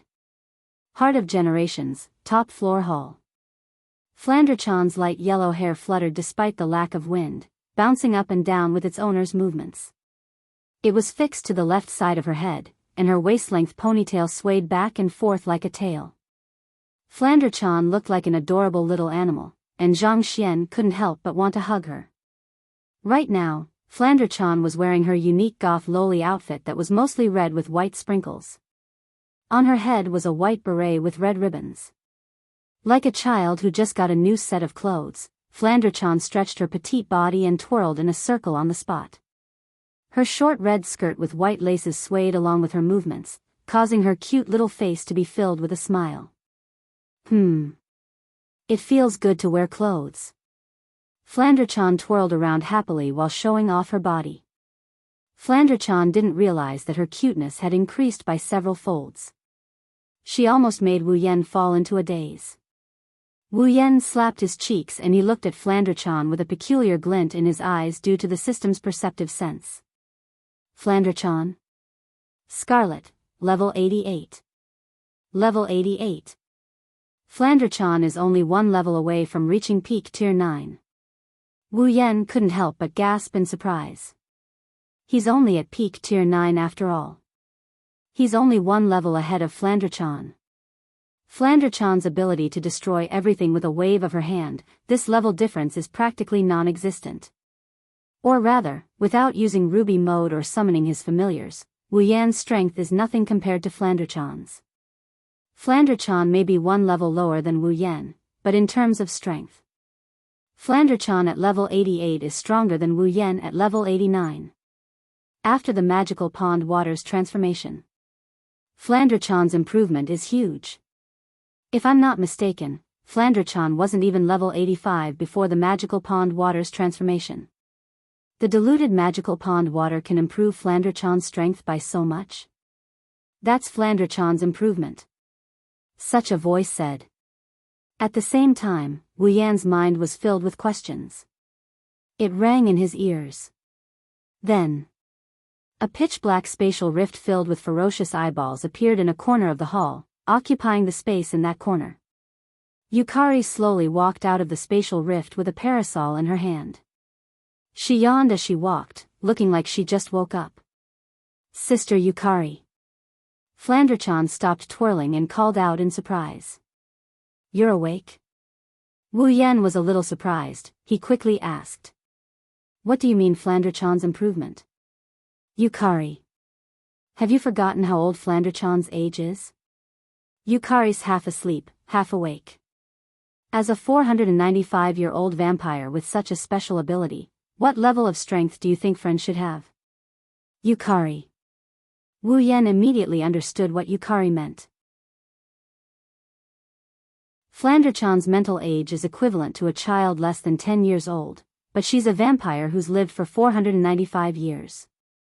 Flandrachan's mind and spirit have been in an abnormal state for the past 495 years due to her ability. She would abuse her ability from time to time and destroy everything in front of her, including humans. Flandrachan was no longer affected by her own abilities because her powers were sealed by the sealing aura. Although her mental state was still that of a 10-year-old child, she wouldn't lose control to the point where she would kill for no reason. Flandrachan's mind and spirit are unstable, but she can still freely use her ability to destroy everything, let alone when her mind and spirit are stable. Of course, that wasn't what Yukari wanted to say. What she wanted to say was that Flandrachan had spent almost all of her 495 years in the basement of the Scarlet Devil Mansion. Naturally, Flandrachan didn't train herself like a normal cultivator for the past 495 years. Or rather, she didn't train herself like a normal cultivator. In other words, Flandrachan's strength hasn't improved since the very beginning. Flandrachan's strength has improved by leaps and bounds after 495 years with the help of the miraculous pool water. Don't underestimate Flandrachan for just a few levels. The higher the tier, the greater the gap between each level. Flandrachan's strength had more than doubled with just a few levels. With Flandrachan's ability to destroy everything in her path, other than Wu Yan who has a familiar, no one else is a match for Flandrachan among tier 9 cultivators. Is that so? Wu Yan sighed when he understood this. As expected, Yukari doesn't lack monsters. Yukari chuckled, but Flandrachan puffed up her cheeks. Flandrachan isn't a monster. Yes, yes, yes.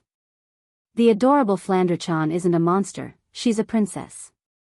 Wu Yan patted Flandrachan's head with a smile. Flandrachan's dissatisfaction melted into comfort. Watching Wu Yan and Flandre-chan getting along so well, Yukari yawned again. She sat down on the sofa and crossed her legs. She looked at Wu Yan with a pair of purplish eyes filled with wisdom. The third round of the Demigod Path mission is over, right? Wu Yan picked up Flandre-chan and sat across from her. Flandre-chan happily wrapped her arms around his neck. The third round of the Demigod Path mission is much smoother than the second round. In fact, if I don't count the fact that I obtained the mission item in advance, the third round of the Demigod Path mission is the smoothest so far. I can tell just by looking at your face. Yukari tapped Wu Yan's forehead with the paper fan in her hand. So, when do you plan to proceed with the fourth round of the Demigod Path mission? I wanted to discuss this with you after you woke up. It's good that you're awake now. Wu Yan giggled. Actually, for the fourth round of the Demigod Path quest, I can choose the instance dungeon to complete. The system will automatically generate the fourth round of the quest after I enter the instance dungeon of my choice. Yukari's eyes lit up. She glanced at Flandre-chan in Wu Yan's arms and looked at Wu Yan meaningfully.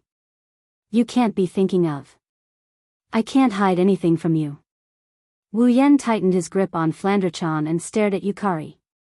I've decided that I'll proceed with the fourth round of the Demigod Path mission in Yukari. Yukari's expression said, I knew it, while Flandre-chan froze. Going back to Yukari? Flandre-chan didn't know what to do. In other words, Flan is going back to the Scarlet Fiend Mansion? Wrong. Wrong. Wu Yan pinched Flandre-chan's nose.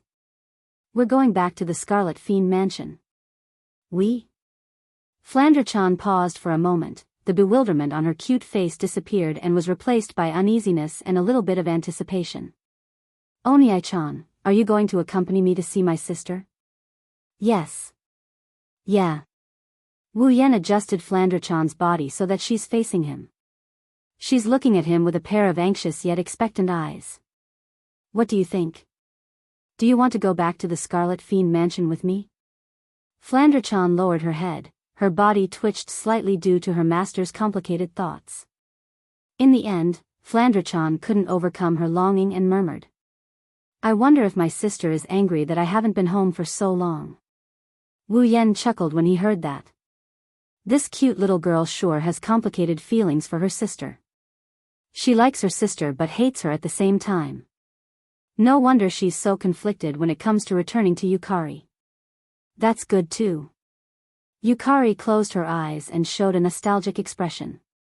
It's been a long time since I saw Lingmeng, Yuyuzi, Indigo and Orange. It's good to go back. That's settled then. Wu Yan decided on their next destination with just one sentence. Yukari is a place you're familiar with. You won't be so stupid if you do a mission there. Yukari nodded casually. Her eyes rolled around with a hint of a smile. Wu Yan and Flandre-chan were too immersed in the topic of Yukari and the Scarlet Fiend Mansion to notice this. Just as Wu Yan, Flandre-chan, and Yukari decided to return to Yukari, something strange happened in one of the areas in the Behemoth Forest. It's a flat area filled with gravel of all sizes. The trees in the area seemed to have been plowed and disappeared without a trace. And in this flat ground that was littered with all kinds of big and small stones, in one of the corners, traces of black fog suddenly rose. Crack. The black mist rose like the wind and the ground cracked open with a cracking sound. The mist grew thicker and thicker. Boom. Until a certain moment, the black fog seemed to have exploded, causing the ground to explode, creating a crater. Whoosh. In the incomparably dark pit, a figure shot out from the black fog and arrived in midair. Ha ha ha ha. Not long after, a burst of wild laughter resounded from the figure that was hovering in the air.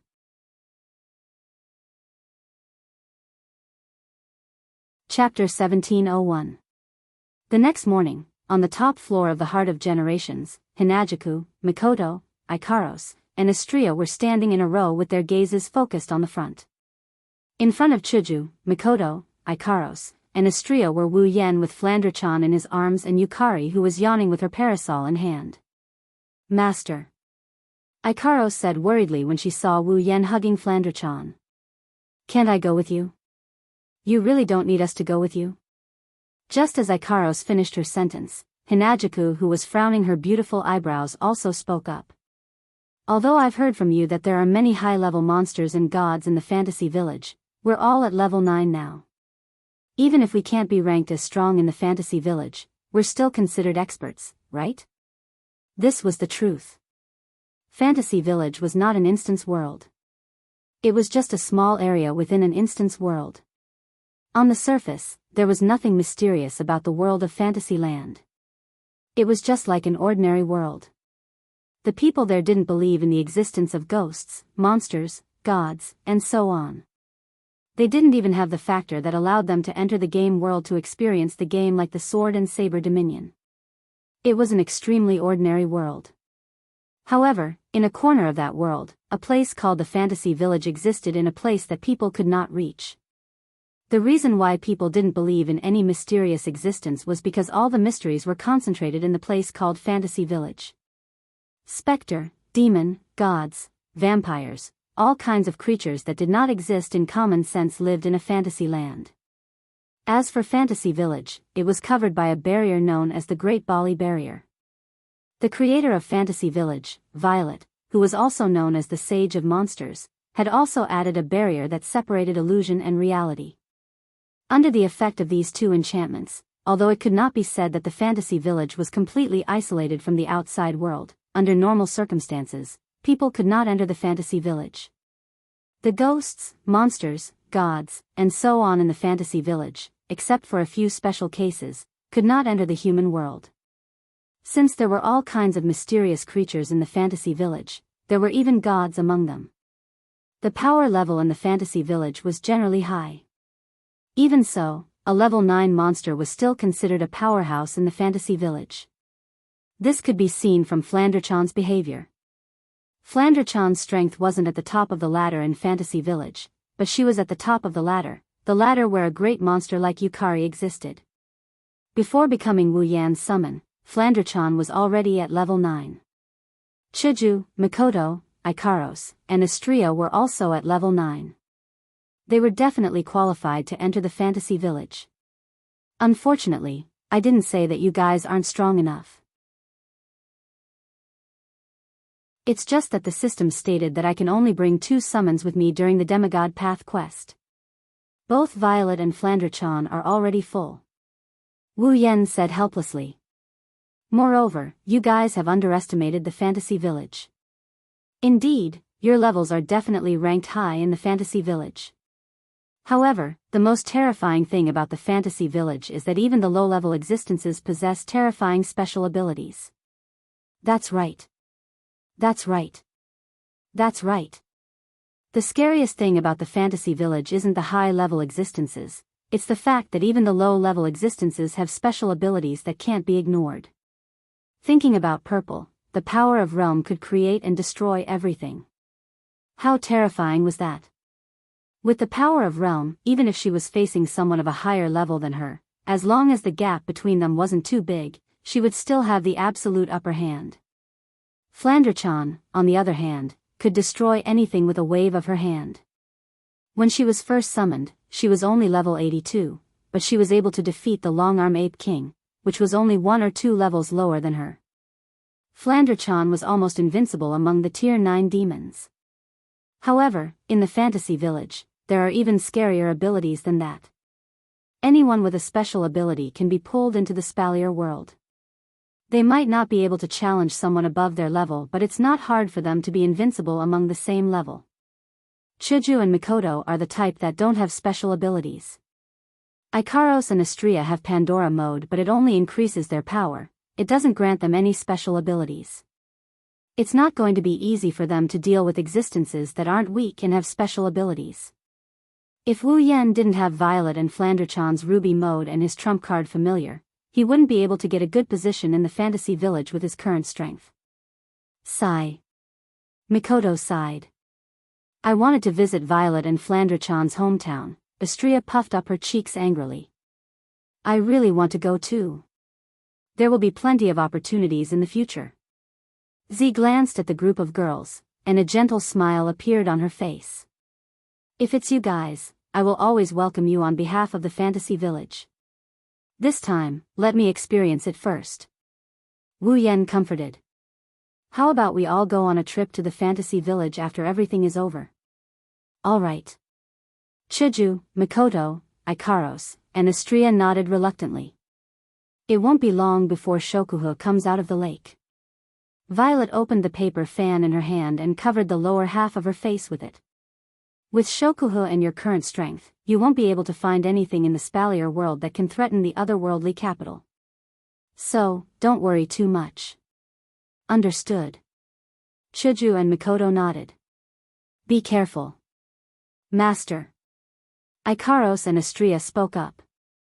Be careful. Remember to take care of yourselves too. Wu Yan glanced at the four girls before taking a step back. He exchanged glances with Yukari, and after Yukari nodded her head, he yelled out the order. System. Enter the fantasy village. A strange wave of energy appeared out of nowhere and enveloped Wu Yan, Flanderchan, and Yukari. It felt like they were being dragged to some unknown place. In the next moment, the three of them disappeared on the spot without any warning. There was no trace of them at all. In a daze, Flanderchan felt a little dizzy. Her vision was distorted and turned white, causing her to feel very uneasy. Oniai-chan. Flanderchan tried to crawl into her Oniai-chan's embrace. But what made Flanderchan panic was that the embrace that had been holding her from the start suddenly lost its warmth and sense of reality. It felt like she was abandoned. Flanderchan's uneasiness turned into panic. Panicking, Flanderchan tried to call out for her brother, hoping to hear his voice. But before she could do so, she felt herself falling into a soft spot. At the same time, a familiar scent entered Flanderchan's nose. Flanderchan felt nostalgic, but at the same time, she had a bad feeling. Immediately, Fran opened her eyes and took in everything in front of her. What entered Flanderchan's eyes was a dimly lit room. The room was much bigger than a normal family's room. It was more than enough to be used as a living room. The ground was paved with stone bricks of various colors, just like the Wanhua mirror. If there was light shining on it, it should reflect a good luster. However, the room was empty. There was nothing in it except for a luxurious bed. At this moment, Flanderchan was sitting on the bed. She scanned her surroundings and her face turned slightly pale. This room is all too familiar to Flanderchan. He was so familiar with it that he could count the number of bricks here with his eyes closed. That's because Flanderchan had been locked up in this room for hundreds of years. A lingering sense of loneliness permeated the entire room as well as Flanderchan's heart. Flanderchan's pretty face turned pale and eventually turned deathly pale. Is Flanderchan going to be alone in the basement for a long time? R1152.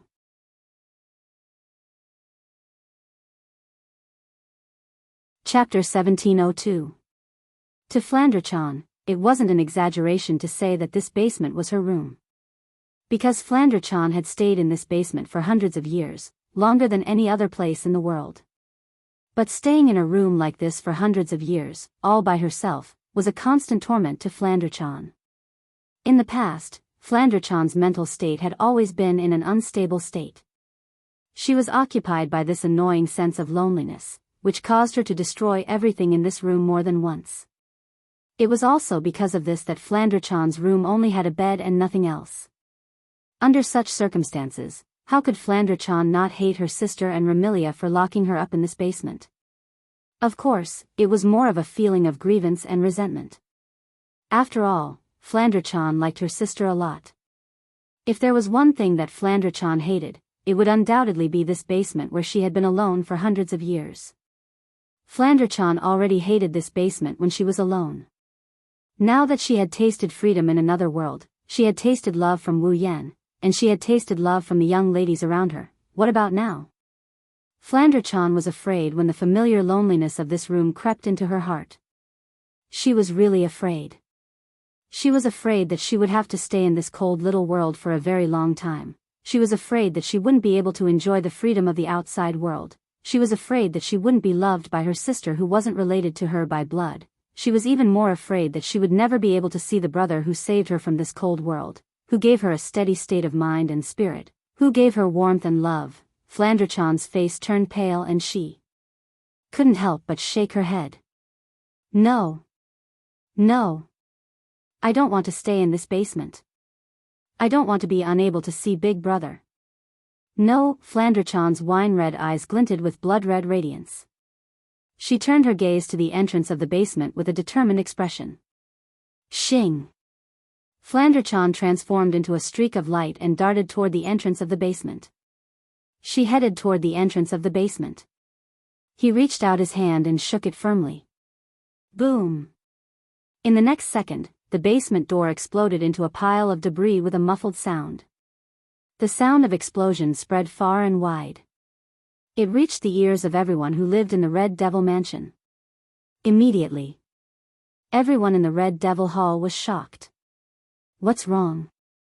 In the kitchen of the Red Devil Hall, a young girl who was cooking something suddenly turned her head and looked outside the kitchen. What happened? Outside the entrance of the Red Devil Mansion, a plump young girl tilted her head in confusion. His gaze swept across the room. There seems to be some kind of abnormal sound just now, right? This voice, in a library in the Red Devil Mansion, a young girl who was buried in a pile of books and holding a book in her hand raised her head, her face full of surprise. It seems to be coming from the basement. Basement. In a vast and luxurious room in the Red Devil Mansion, a petite girl sat up from the bed with all her might. A serious expression appeared in her scarlet eyes. Flandrachan. The sound of the explosion echoed clearly in the castle-like basement, causing all kinds of chaos in the Red Devil Mansion. All the maids in the Red Devil Mansion were in an uproar. Some stood in place, not knowing what to do. Some chose to run to the kitchen, as if they knew there was someone who could make a decision there, and some of them were at a loss. However, there were also some maids who let out terrifying screams. These screaming maids all discovered a figure flying over their heads. It wasn't until they finally saw the general appearance of the figure that flew over their heads that they screamed. Not good. Not good. Not good. Second Miss escaped. Second Miss escaped from the basement. Amidst the panicked screams, the Red Devil Hall, which had been very quiet not long ago, seemed to have turned into a crime scene where a terrorist had launched a terrorist attack. Screams, clamors, and chaos could be heard incessantly. Flandrachan, who was flying toward the entrance of the Red Devil Mansion, didn't care about these noises at all. Right now, Flandrachan only had one thought. That was to get out. Get out and find Wu Yen. Maybe it's because she was trapped in the basement of the Red Devil Mansion for a few hundred years. Flandrachan wanted to see Wu Yen as soon as possible. She wanted to jump into Wu Yan's arms as soon as possible. Otherwise, she wouldn't be able to get rid of the loneliness and fear in her heart. Shing! Flandrachan's speed rose to another level under the influence of such emotions. She streaked across the air like a fighter jet, heading toward the entrance of the Red Devil Mansion. The Red Devil Mansion was indeed huge, bigger than most castles. However, with Flandrachan's speed, she didn't need much time to cover the entire place. It didn't take long for Flandrachan to fly out of the hallway and into the largest hall on the first floor of the Red Devil Mansion. Seeing the door leading to the Red Devil Mansion in front of her, Flandrachan's face was filled with joy, but it immediately changed and she stopped in her tracks. Shing shing shing shing shing. A series of sonic booms resounded in the hall, slicing through the atmosphere and turning into streaks of silver light. They brushed past Flandrachan's body and shot past her as she slammed on the brakes. If Flandrachan didn't stop just now, the silver light would have landed on her by now. As for those silver lights, they were flying daggers that flickered with cold arcs of light. After the flying dagger flew past Flandrachan and stopped her in mid-air, several figures appeared in front of the gate leading to the Red Devil Mansion's outer court. 4 young ladies of different sizes were arranged in a square formation, but all of them had stunning looks. Standing on the left was a young lady with silver hair. She had a head of silver shoulder-length hair that hung down slightly, with sideburns on both sides of her silver hair. Her hair was tied into a small braid, and at the end of the braid was a green ribbon that fluttered with the movement of the braid. The young lady wore a blue and white maid attire with a white, pleated hairband on her head. Her skirt only reached her knees and she wore stockings on her feet. Obviously, she was a maid. However, the maid was still holding 2 flying daggers in her hands. Her beautiful eyes stared straight at Flandrachan with a sharp glint in them. She didn't look like a servant at all. Instead, she looked valiant and heroic. Standing on the right was a young lady with long, red hair. Wearing a simple black and white dress, her red hair reached her waist and draped down her back like a waterfall. There weren't any curls on her hair, it was the standard long, straight hair. The red-haired girl had a pair of bat wings on her head like hair accessories. She also had a pair of bat wings on her back, but they were much bigger. She looked like a demon from the legends. Standing behind her was a young lady with long purple hair. Her purple hair was also long and straight, hanging down her back naturally. The front of her hair was tied into 2 bundles with ribbons in front of her. He was wearing pajama-like clothes. The inner layer of the clothes was fluffy and comfortable with purple and lavender vertical stripes, while the outer layer was a lavender long coat with lotus leaves at the hem. On her head was a round beret with a crescent moon ornament. Her clothes and hat were tied into blue and red ribbons with ribbons. Compared to the 2 young ladies in front of her, she looked a little weaker. As for the one standing at the front, she was about the same height as Flandrachan and appeared to be around 10 years old. The petite young lady had a pair of wine-red eyes and shoulder-length bluish-purple hair like Flandrachan. She wore a goth lowly attire that leaned toward white, the color of cherry blossoms. On her head was a beret like Flandrachan. She also had a small canine tooth. On the other hand, the petite girl looked just as adorable as Flandrachan. In fact, they looked very similar. However, this petite young lady didn't have broken wings on her back. Instead, she had a pair of perfect bat-like wings.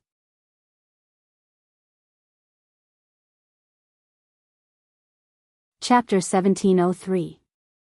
Flandrachan's scarlet eyes dimmed a little as she looked down at the 4 girls who had different temperaments and stunning appearances, but they were all the same. Flandrachan's eyes were filled with joy. Remilia? Scarlet, level 80, this is the petite girl standing at the head of the group. 16 Knights, level 78, she was the valiant servant girl standing on the left. Patrice? Noriki, level 78, this was the girl with a delicate temperament standing at the back. Imp, level 70, this is the demonic girl standing on the right. The 4 girls raised their heads and stared at Flandrachan, who was floating in the air with a serious expression. The girl named Little Devil even looked a little scared, causing the atmosphere to become tense. Flan. Remilia took a step forward and looked at Flandrachan, who was floating in the air. Her childish voice was filled with anger as she yelled. Who allowed you to run out of the basement? Flandrachan, who hadn't seen her family for a long time, couldn't help but feel like a bucket of cold water had been poured over her. The joy in her eyes instantly disappeared and the scarlet light in her eyes shone brightly once more.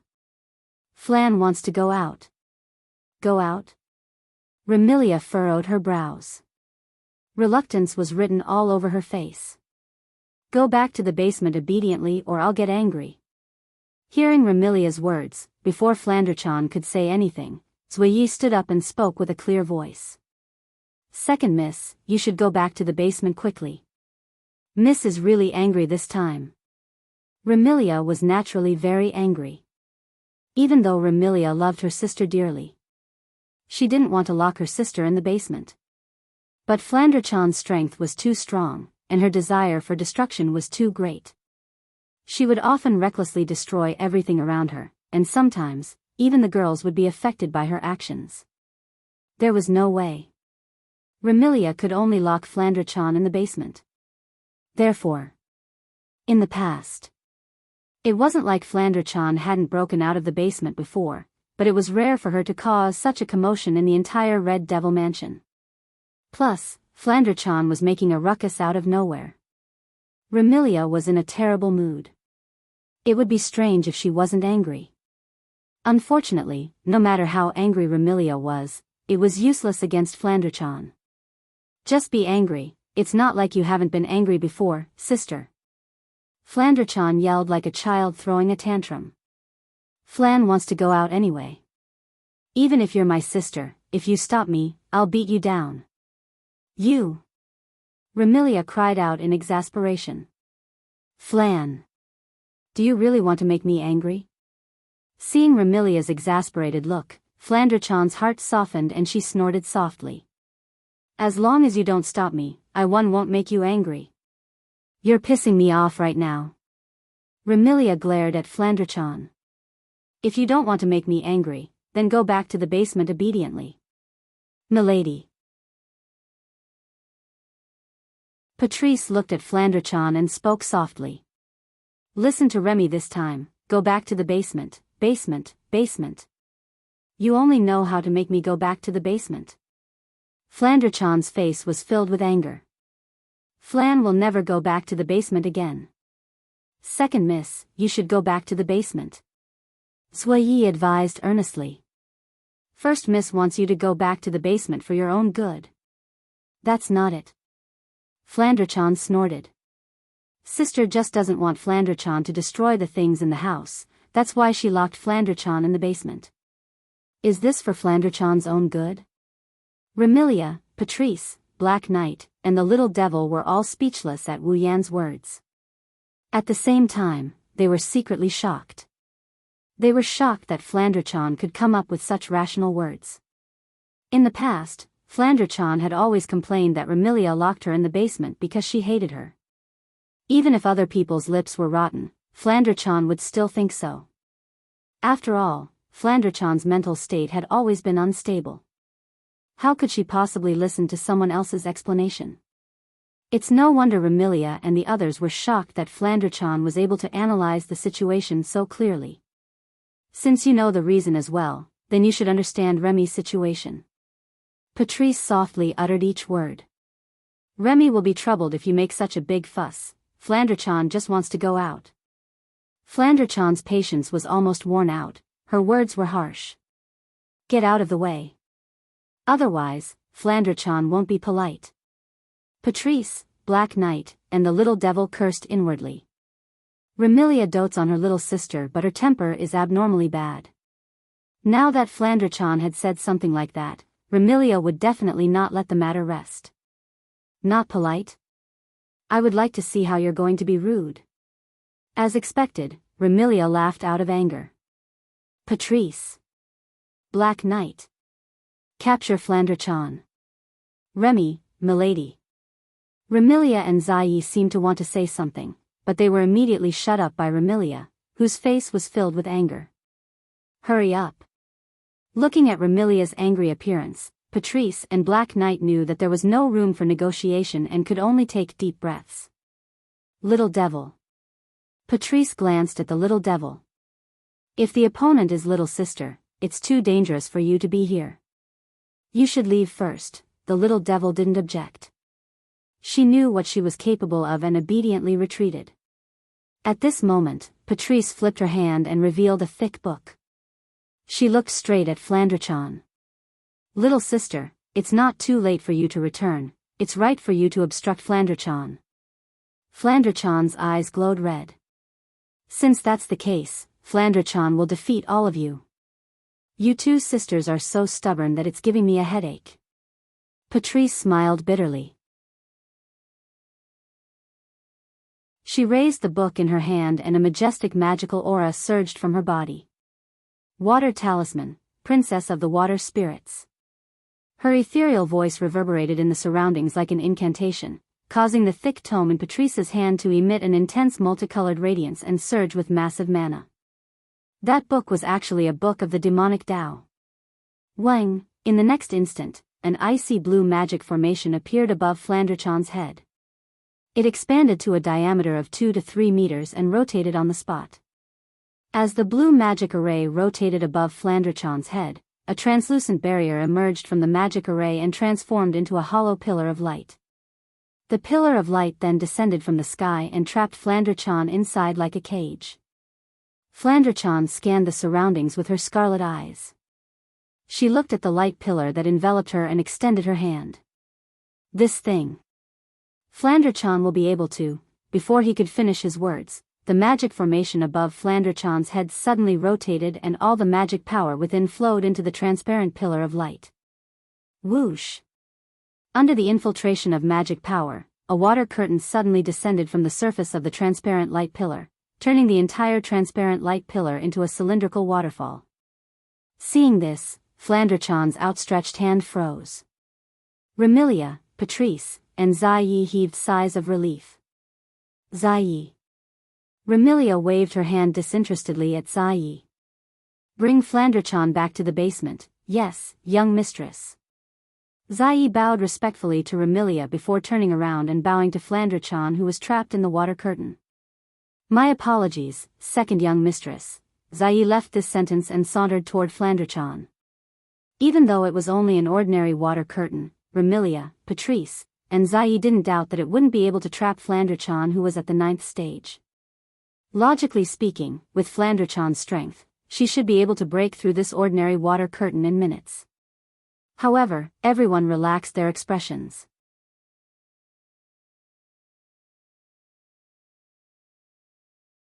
Chapter 1704.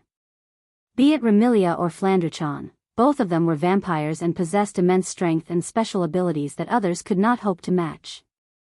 However, in terms of the bloodline of vampires, both of them were of the most ordinary type. Under such circumstances, Remilia and Flandrachan, as vampires, possessed immense strength and special abilities that others couldn't compare to, but they also retained the weakness of vampires. For example, fear of light, fear of water, and even fear of onions. Due to this weakness, whenever Flandrachan's mental state was unstable and she wanted to cause a ruckus, it was always Patrice who used water to trap Flandrachan, forcing her to obediently return to the basement. Therefore, this time, even though Flandrachan's ruckus left Remilia, Patrice, and Black Knight at a loss, the three of them didn't doubt that Patrice's water curtain wouldn't be able to trap Flandrachan. Unfortunately, Remilia, Patrice, and Black Knight were destined to be in for a shock. The three of them would never have thought that Flandrachan, who was still in the basement not long ago, had already been living in another world for quite some time when time in this world was frozen. When Icaros was first summoned by Wu Yan and became Wu Yan's summon, the system gave Wu Yan the choice of removing the emotional seal on Icaros in the original work. Just like Icaros. When Flandrachan was summoned to the other world and became Wu Yan's summon, the system also pointed out the weakness in Flandrachan's bloodline and asked Wu Yan if he wanted to remove it. At that time, even though Wu Yan unintentionally summoned Flandrachan, he didn't intend for Flandrachan to have any weaknesses.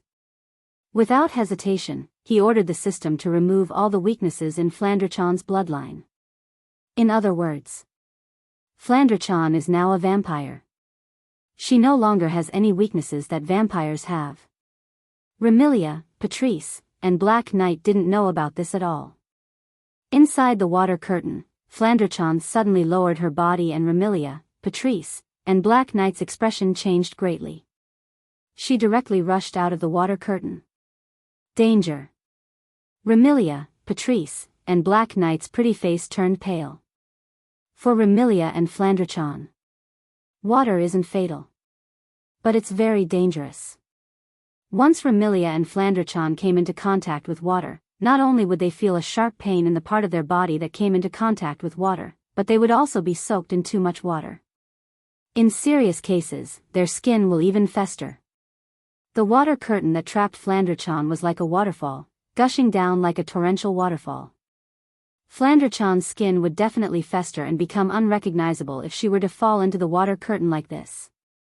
How can Remilia, Patrice, and Black Knight not be shocked? However, what shocked the three of them even more was yet to come. Voila! With a clear splash, Flandrachan rushed out of the water curtain with her drenched body. Despite being drenched by the water, Flandrachan didn't seem to be affected by it at all. She dashed out of the water curtain and headed straight for the door. Remilia, Patchouli, and Night Eye widened their eyes in astonishment. While Remilia and the others were still in shock, Flanderchan turned into a streak of light and crashed into the heavy door with a loud boom. Bang! The door leading to the outer court of the Red Devil Mansion was immediately smashed into pieces of wood and scattered in all directions. Flanderchan dashed out of the Scarlet Devil Mansion as fast as she could without looking back. She dashed into the courtyard and soared into the sky under everyone's watchful eyes. What's going on? Remilia finally reacted. Her face was filled with shock. Flan, why isn't Flanderchan afraid of water? Neither Patrice nor Zankita could answer this question. Because they didn't know why either. Of course, now wasn't the time to think about why Flanderchan wasn't afraid of water. Young mistress. Black Knight said anxiously. Second young mistress has escaped. Only then did Remilia recall this matter. Her expression instantly turned gloomy and even Patrice muttered gravely. This time, it might be really serious. Remilia, Patrice, and Black Knight's understanding of Flanderchan was still stuck in their memories.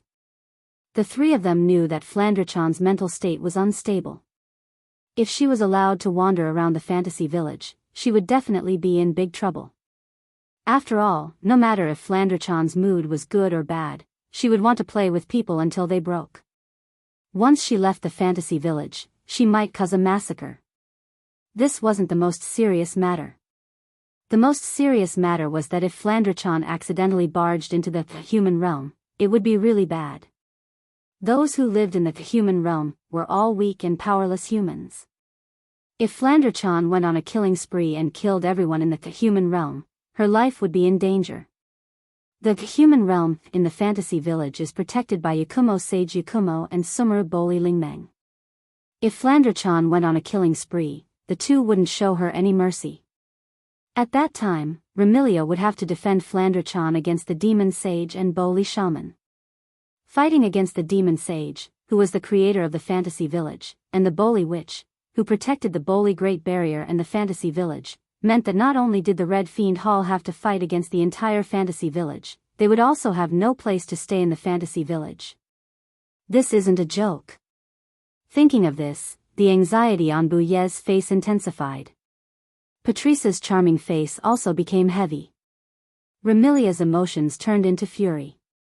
She roared at the maids hiding in the Scarlet Devil Mansion. What are you all standing there for? Hurry up and find the second young mistress. Yes.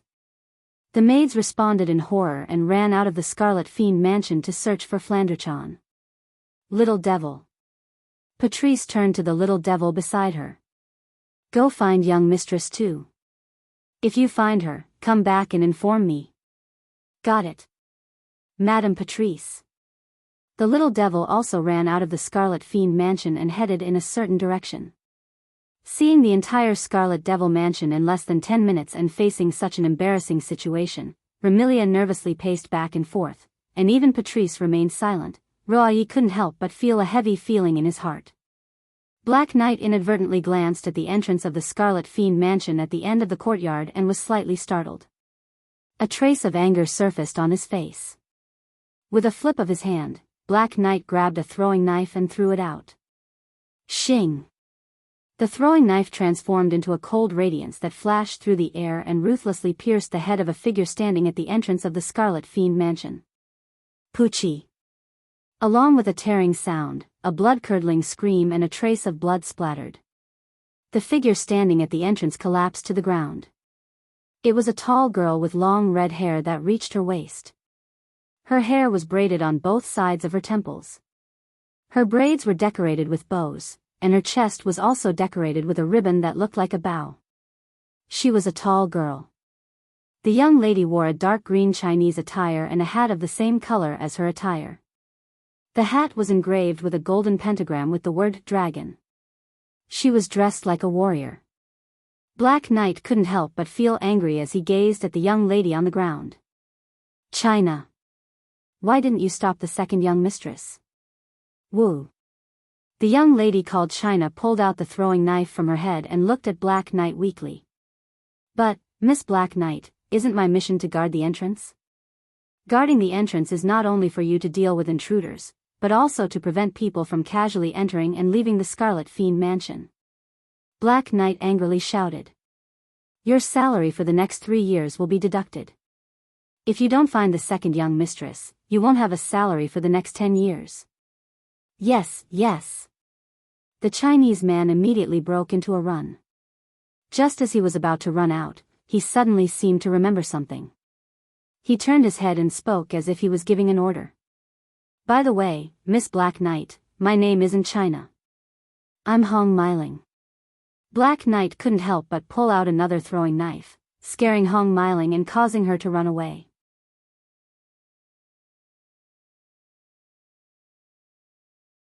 Chapter 1705.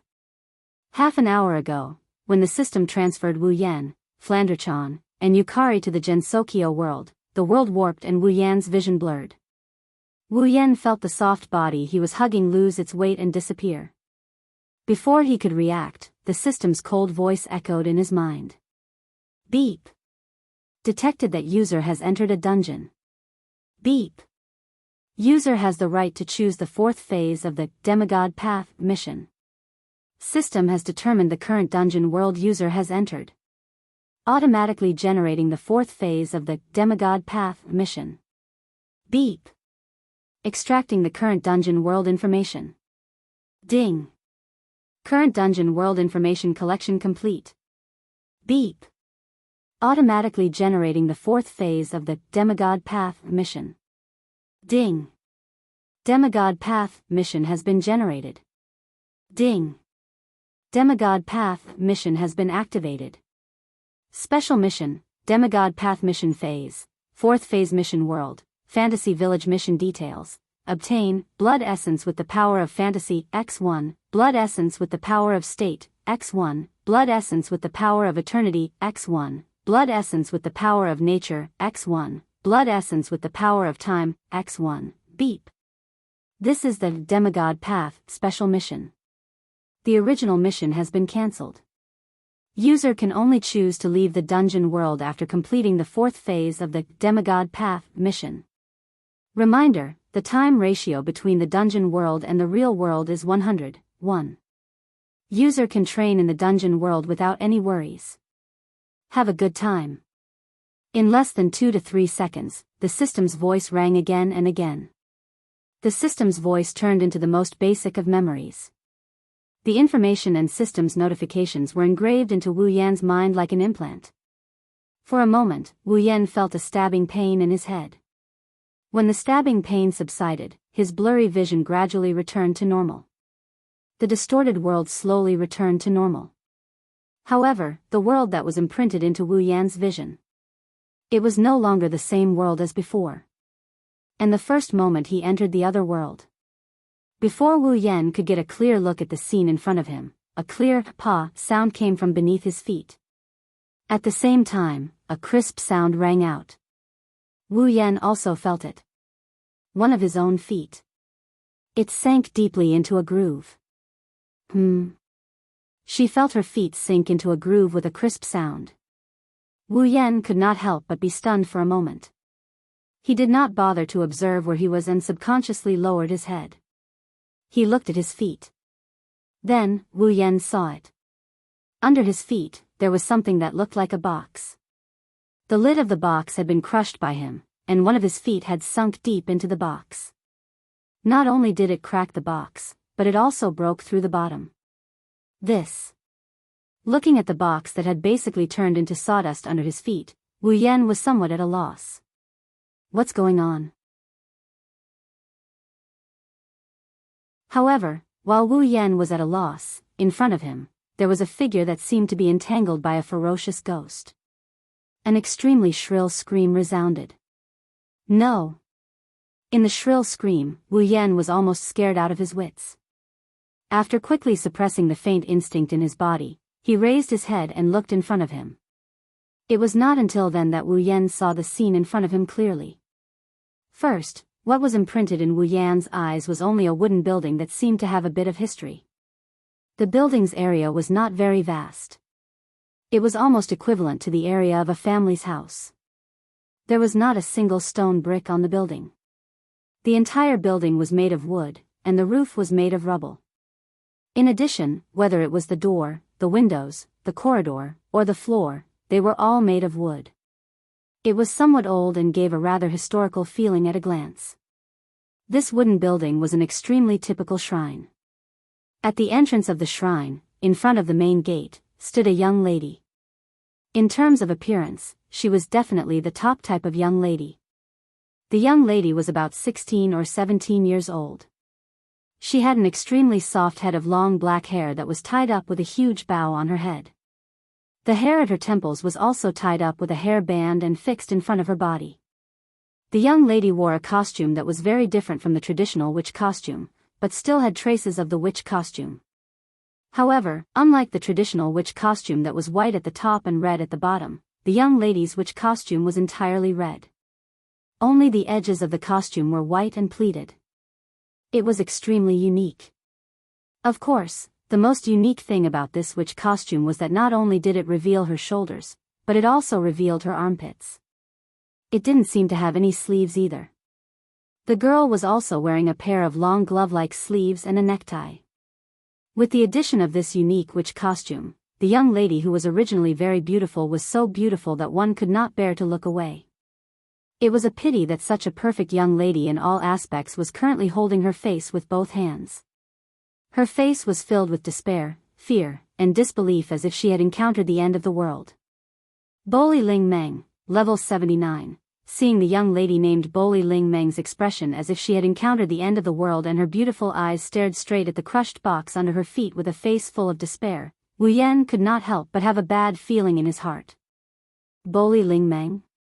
In that case, the young lady in front of him was the manager of the fantasy paradise, the witch in charge of guarding the Boli Great Barrier of the Boli Shrine? Then, was he in the Boli Shrine now?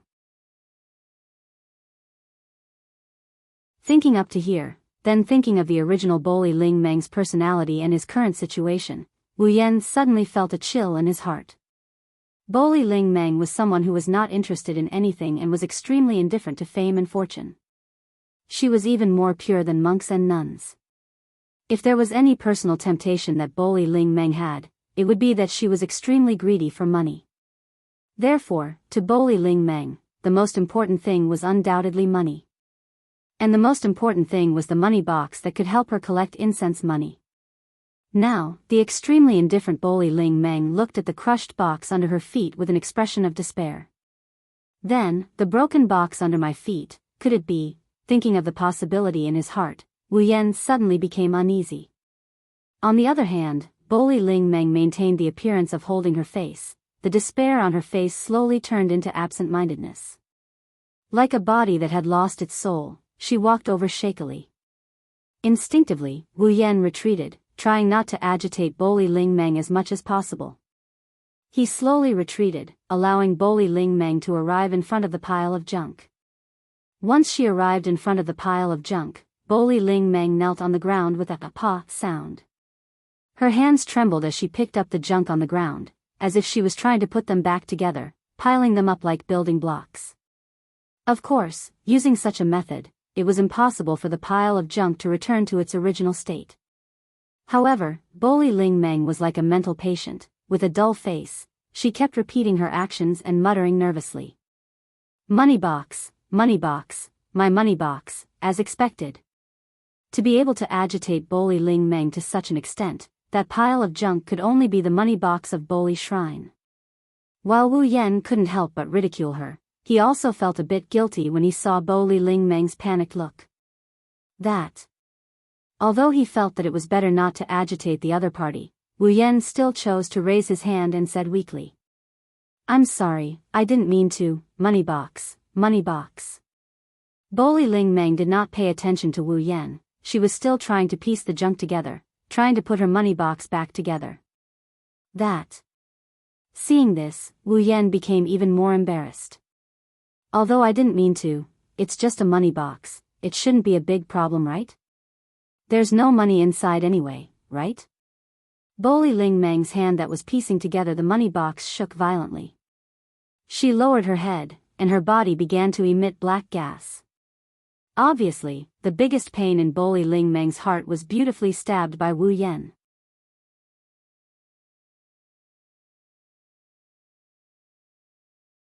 Chapter 1706. Bo Li Ling Meng felt that today was definitely the most nightmarish day of her life in the past 10 years. Originally, as the manager of Fantasy Village and the guardian of the Great Bo Li Barrier, as long as nothing major happened in Fantasy Village, Bo Li Ling Meng would live a leisurely life. Today was the same. After waking up early in the morning and eating breakfast, Bo Li Ling Meng picked up the broom in Bo Li Shrine and leisurely swept the shrine to pass the time. However, in less than 10 minutes, the broom in Bo Li Ling Meng's hands suddenly broke for no reason. At first, Bo Li Ling Meng didn't think much of it. She thought that the broom had been used for too long and was too old, so it had died of old age. She went to the storehouse to get some tools to fix the broom and then continued to clean the shrine. However, the broom in her hand broke again and again for more than 10 times. Bo Li Ling Meng also fixed the broom for more than 10 times before she finally felt that something was wrong. No matter how old the broom was, it shouldn't have broken so many times, right? As a shrine's witch, Bo Li Ling Meng should have some faith. Unfortunately, Bo Li Ling Meng didn't believe in any gods.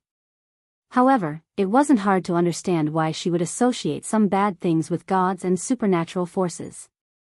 Because of this, Bo Li Ling Meng felt that her broom had been broken so many times. Could this be a bad omen? When the broom in her hand finally broke for the 11th time, Bo Li Ling Meng believed it. Today, something unfortunate will definitely happen. When this thought rose in Bo Li Ling Meng's mind, outside the shrine, a crisp shattering sound echoed in the silent space and entered Bo Li Ling Meng's ears. Hearing that crisp shattering sound, Bo Li Ling Meng's hand trembled. After shouting in her heart, she rushed out of the shrine and forcefully opened the shrine's door. Then, Bo Li Ling Meng saw a scene that was like a nightmare to her. Her most precious money box. By a man who didn't even look at it. Stepped on it. And it was the kind that was stepped on to pieces. Not only did he crush her, but he had also stepped on that strange man when she was heartbroken. He even mentioned the most painful truth for Bo Li and Ling Meng. This made Bo Li Ling Meng's heart go crazy. Could it be? Do I need you to remind me that no one comes to the Bori shrine to worship, so the money box is empty all day long? On the other side, Ling Meng lowered her head as she looked at Bo Li. Wu Yan's heart began to beat faster when he saw the black qi all over his body. Don't think that Bo Li Ling Meng was weak just because she was only level 79, the pinnacle of tier 8. She was definitely the most invincible existence in Fantasy Village. This was not a joke. It was the truth. As the name implied, as the manager of the Fantasy Village and the protector of the Great Bali Barrier, Bo Li Ling Meng was invincible in the Fantasy Village, or more accurately, in the Great Bali Barrier. As long as she was within the range of the Bori Great Barrier, Bo Li Ling Meng would enter an extremely magical state. If others attacked her, they would not be able to hit her at all. However, when she attacked others, not only would she be able to hit them, she could even increase the power of her attacks when necessary. Not only that, Bo Li Ling Meng also had an ability called God's Possession. She could use the same method as Spirit Descent to invite a god to possess her and display unimaginable combat strength. In other words, in Fantasy Village, not only would Bo Li Ling Meng not be injured, she could even cheat when necessary. Against such an opponent, even Violet, the creator of Fantasy Village, would not be able to do anything to her. Therefore, angering Bo Li Ling Meng in Fantasy Village was definitely a very irrational thing to do. This shameless red and white witch would not fly into a rage out of humiliation and directly go berserk, right? The more he thought about it, the more Wu Yan felt that it was possible. In order to not cause any trouble, Wu Yan sighed. Well, it is indeed my fault that I stepped on your things. Don't worry, I will be responsible for repairing them. When such a sentence came out, the black gas on Bo Li Ling Meng's body stagnated as if it did not exist in the first place and retreated back into Bo Li Ling Meng's body. Then, Bo Li Ling Meng raised her head and looked at Wu Yan with a doubtful gaze. Really? Seeing Bo Li Ling Meng's doubtful expression, Wu Yan could not help but roll his eyes. It's just a money box, do I have to lie to you? What do you mean by, just a money box? Bo Li Ling Meng raised her eyebrows. That is the most important godly item in the Bori shrine. Godly item? If I could stuff myself full of money every day, then it would be a godly item, but wouldn't it be empty all day? More like trash, right? Resisting the urge to complain, Wu Yan was too lazy to bother with Bo Li Ling Meng's correction. He walked in front of Bo Li Ling Meng and half knelt down. He stretched out a hand and pressed it on the pile of broken wood. Wang, the next moment, mana gushed out. Wu Yan opened his mouth slightly and uttered a couple of incantations that turned the mana into a substantial form. That's how it worked. Under Bo Li Ling Meng's gaze, the broken money box trembled, and as if time was flowing backwards, it pieced itself back together bit by bit. Finally, it was restored to its original state. Wah! Seeing her money box restored to its original state, Bo Li Ling Meng's eyes lit up. Without caring about her image, she hugged the box that was half the size of her body. It's really fixed. Looking at how Bori and Ray Meng are rubbing against his money box like it's a treasure, Wu Yan dryly laughed and choked on his words. At this moment, Bo Li Ling Meng rubbed her money box while speaking to Wu Yan with a face full of joy. I thought you were a human who was lost from the outside world. I didn't expect you to be a mage. Although Fantasy Village could not be said to be a separate world and was still connected to the real world, due to the existence of the Bo Li barrier, and the realm of illusion and reality, it could be said to be isolated from the real world. The only point of intersection between Fantasy Village and the real world was this Bo Li shrine. In a certain place in the real world, there was also a Bo Li shrine. It was the same existence as the Bo Li shrine in Fantasy Village. Just like two sides of water, they were reflections of each other. If someone in the real world accidentally passed through the barrier of the Fantasy Village through the Bori shrine outside, then they would arrive at the Bori shrine in the Fantasy Village. Of course, not everyone could pass through the enchantment of the Fantasy Village. Those who could pass through the enchantment of the Fantasy Village and come to the Fantasy Village either had some special place or had been forgotten by the people in the real world and lost in here. As the manager of Fantasy Village, Bo Li Ling Meng could not say that she knew everyone in Fantasy Village, but she could more or less tell if someone was from Fantasy Village from their aura. That was why she said that Wu Yan was lost in Fantasy Village. After all, Bo Li Ling Meng could not feel the aura of someone who lived in Fantasy Village from Wu Yan. As for the mage that Bo Li Ling Meng mentioned, it was a magician. In Fantasy Village, there was no difference between magic and magic. As long as magic was used to create miracles, it was called magic. As for the existence that used magic, it was called a mage. Mage? Wu Yan scratched his cheek. Well, it doesn't matter if you think so. Hearing Wu Yan's perfunctory explanation, Bo Li Ling Meng glanced at him and did not ask further. She looked like she found it troublesome. I don't care if you're a human or a mage, since you're in Fantasy Village. As the manager of Fantasy Village, you should answer a few of my questions. Otherwise, if you get into trouble in the future, I'll be the one in trouble. All right. Wu Yan bitterly smiled. Although I can't guarantee that I can answer all your questions, I'll listen. You're quite arrogant, outsider. Bo Li Ling Meng curled her lips and stood up. She patted the dust off her knees and turned around to face Wu Yan. Then, tell me, what's your name? Name? Wu Yan blinked and rolled his eyes. He seemed to have thought of something and a strange smile appeared on his face. However, it quickly disappeared. Ahem. Wu Yan pretended to be serious and coughed. He looked at Bo Li Ling Meng and smiled. Nice to meet you. I'm Ba Yun Bai, the head of Ba Yun clan from the House of the Lost.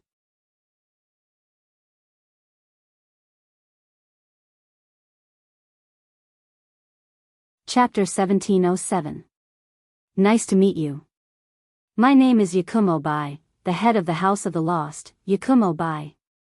When these words came out of the man's mouth, it was no surprise that Bo Li Ling Meng was stunned. It took her a long time to recover and reply in astonishment. Ha! Ma, I said I am the head of the House of the Lost, Yakumo, but you don't have to be so reserved. Wu Yan rubbed his head in embarrassment as if he's a noble trying to soothe a country bumpkin. Just treat me like an ordinary person, just call me by. Bori Lingmeng's eyes twitched, she took a deep breath and looked at Wu Yan with a sinister gaze. Are you kidding me? Kidding?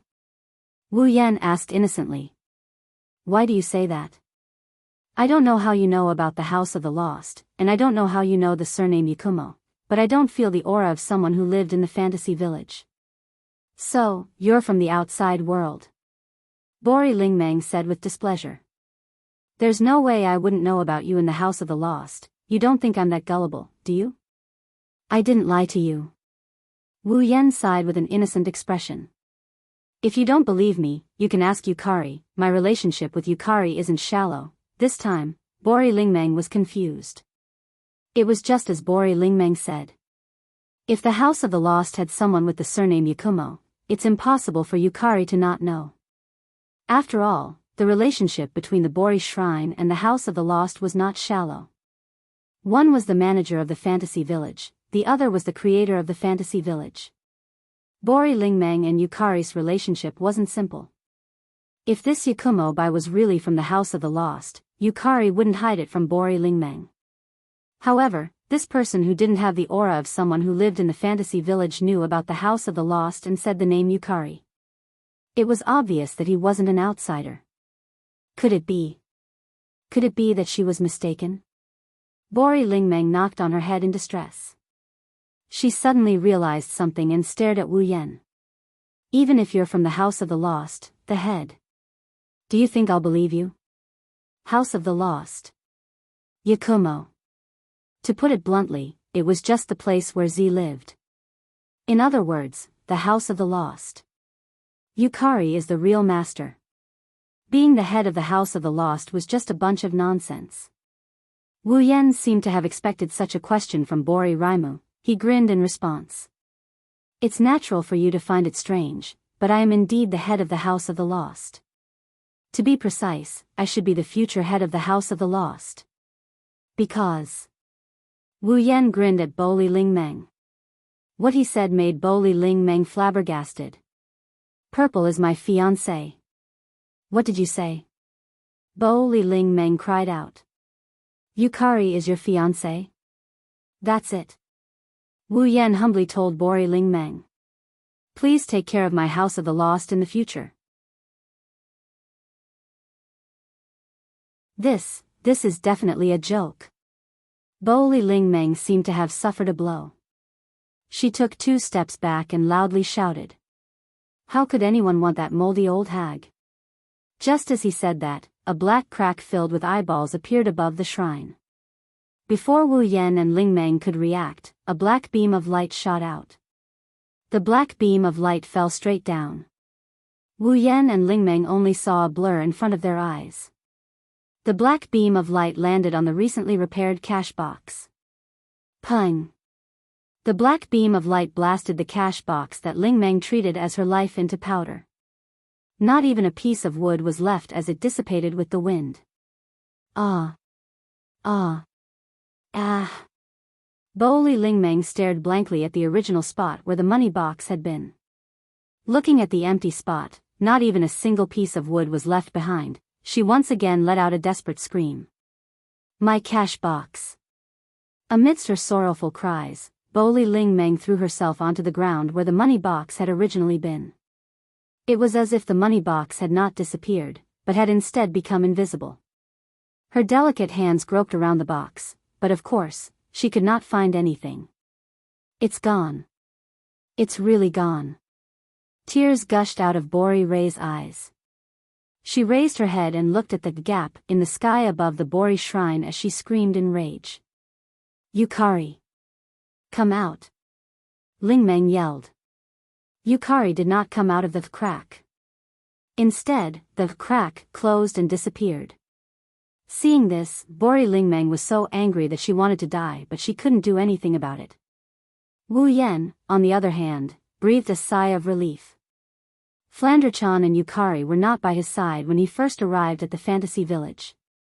Wu Yan was worried that something might have happened to them. Now, it seems like Yukari and Flandre-chan have returned to the place where they were before they became Wu Yan's summons. Yukari, that be *starred. Wu Yan grumbled as he looked at the empty sky.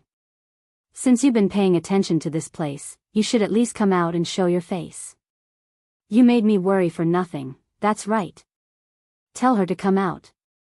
Bori Ling Meng leapt up from the ground and arrived in front of Wu Yan. She grabbed Wu Yan by the collar and started shaking him. Tell her to come out. Tell her to come out. With Yukari's personality, she won't come out even if you yell your lungs out. Wu Yan felt dizzy. If you want to see Yukari, why don't you go to the House of the Lost and look for her yourself? If I can find the House of the Lost, why would I need you to tell her to come out? Ling Meng hissed. In the fantasy village, everyone only knows about the existence of the House of the Lost, but no one knows its exact location. Oh? Wu Yan asked curiously. He really didn't know about it. Even you don't know? On the surface, the relationship between Yukari and Ray Dream seemed to be very bad. But seriously speaking, not only did the two manage the fantasy village together, but as the shaman of the Ray Shrine, Ray Dream definitely had a closer relationship with Yukari than others. Does that mean Ling Meng doesn't know where the House of the Lost is? Every time Violet invited someone to the House of the Lost, she would directly use her ability to bring them there. I'm afraid only Yu Yuzi knows the real location of the House of the Lost. Bo Li's spirit dream grimaced.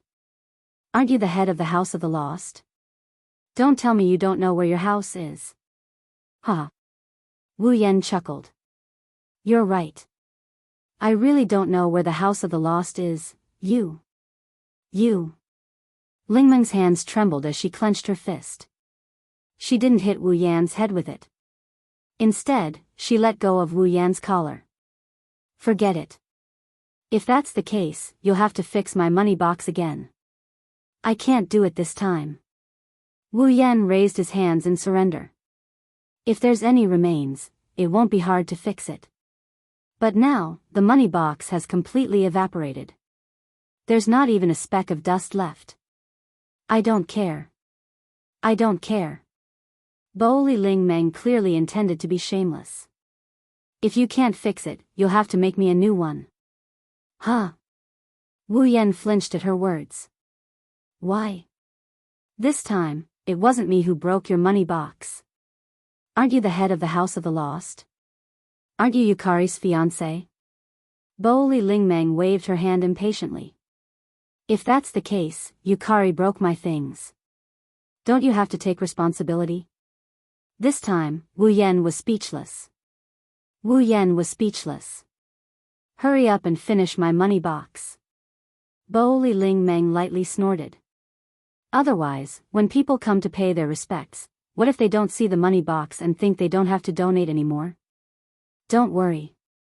Wu Yan complained. No one will come to pay their respects. What did you say? Nothing, then hurry up and do it. Bo Ling Meng turned around and walked into her shrine without looking back. As she walked, she muttered to herself. Yukari, she really has a fiancé. Since that gap appeared, it means that Yukari has been paying attention to the situation here.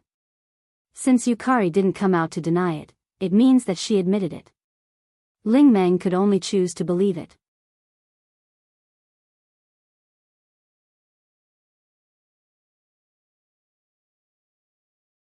Chapter 1708. In one of the areas of the fantasy village, there was an antique village. The human realm. In the fantasy village, there were all kinds of non-human creatures such as monsters, fairies, and demon spirits. Even the gods lived in it.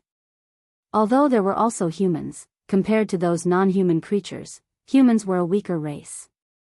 Unlike the non-human creatures who were born with a certain amount of power or even a huge amount of power, humans were born with no advantages. If there was nothing special, they would not have any power at all. However, monsters, fairies, demon spirits, and so on were all races that would attack humans, devour them, and feed on them. This caused the humans living in the fantasy village to not only have a very low status, but it was also accompanied by danger everywhere. The human realm was the main settlement of the humans in the fantasy village. In addition to humans, there were also a few monsters and other races living here. The non-human races living in the human realm generally had no hostility to humans and would not attack them. Therefore, there were not many monsters living in the human realm, but it was very common for monsters to come to the human realm to do things. Because the human realm was the only place in the fantasy village that could be called a normal place. The humans living here would not only open all kinds of shops to make a living, but some obedient monsters would also open shops here. There were also school buildings that specialized in teaching human children to read. It was just like an ordinary village. It was very peaceful. The daily necessities that humans needed could be bought here. The things that monsters and other non-human creatures needed could also be found here. Some shops would be open until late at night and become exclusive shops for monsters, so that the monsters who were active at night could be active during that time. So, during normal times, even the monsters and other races outside the human realm would come to the human realm to shop. In addition, there were people who specialized in repelling monsters living in the human realm. Boli Witch and the Monster Sage would also protect the human realm from behind. If one lived in the human realm, it was very safe and wouldn't be attacked by life forms of other races. Of course, it was another story if one went out. At this time, it was morning. There was still some time before noon, but the mortal world was very lively. Many people came to buy groceries for lunch, shuttling back and forth on the streets. Some monsters also mingled in the crowd, patronizing some shops. The entire human realm was like an ancient market, bustling with noise and excitement. On this bustling street, there were many people. Amidst the flow of people, a cute little girl also came here. As she walked, she sucked on her finger and looked left and right as if she had no relatives. The newcomer. It was Flandre-chan who had escaped from the Scarlet Devil Mansion. After escaping from the Scarlet Devil Mansion, Flandre-chan flew at her fastest speed and ended up in the human world. Originally, Flandre-chan had been locked up in the basement by Remilia for 495 years. Other than the Scarlet Devil Mansion, basically, he had never taken a single step outside. Under such circumstances, Flandre-chan really wanted to find Wu Yan, but she didn't know where to look. She could only choose a random direction and search aimlessly. The reason she stopped at the human realm was because it was very lively. Not only did it attract Flandre-chan's attention, but it also made Flandre-chan think that her brother might be here as well. And so, Flandre-chan began to wander around the human realm. Of course, she was also aimless. Looking at the owners of the surrounding shops shouting and observing the people who walked past them, Zhang Xian thought to himself, what a pity. Flandre-chan carefully avoided the crowd while sucking on her finger like a lost child, mumbling pitifully. Big brother, where are you? On the street, many people noticed this unusually cute little girl who was dressed differently and had a pair of broken crystal wings on her back. They all felt that she seemed to be lost and hesitated whether they should go up and ask her about it. But in the midst of hesitation, no one chose to approach her. It wasn't that the humans in Fantasy Village were all cold and indifferent. It was just that this little girl with broken wings and a crystal was obviously not a human. Moreover, she had never shown her face in the human realm before. Facing such an unknown existence who might be a monster, no matter how cute she was, no one dared to approach her recklessly. Who knows, maybe she hates humans and doesn't want to interact with them. If she approached, she might be attacked. Under the gazes of many passers-by, Flandre-chan sucked on her finger and looked around. But not long after, Flandre-chan stopped in her tracks and fixed her gaze on a shop in front of her. It was a shop selling baked bread. Looking at the piping hot baked bread, Flandre-chan couldn't help but cover her stomach, feeling a little hungry. Ugh. Flandre-chan was in a dilemma. Big brother, she wanted to continue looking for her brother, but she also wanted to buy something to eat. For Flandre-chan, this small conflict was enough to make her feel a little troubled. But in the end, Flandre-chan couldn't overcome her desire for the baked bread. She walked to the front of the shop and stared at the baked bread. Little girl. The shop owner seemed to have noticed Flandrachan standing in front of the shop. He hesitated for a moment before choosing to approach her and ask carefully. "Do you want to eat a baked bread?" Flandrachan looked up. Her cute big eyes looked at the shop owner, who was at least 10 years old, and nodded.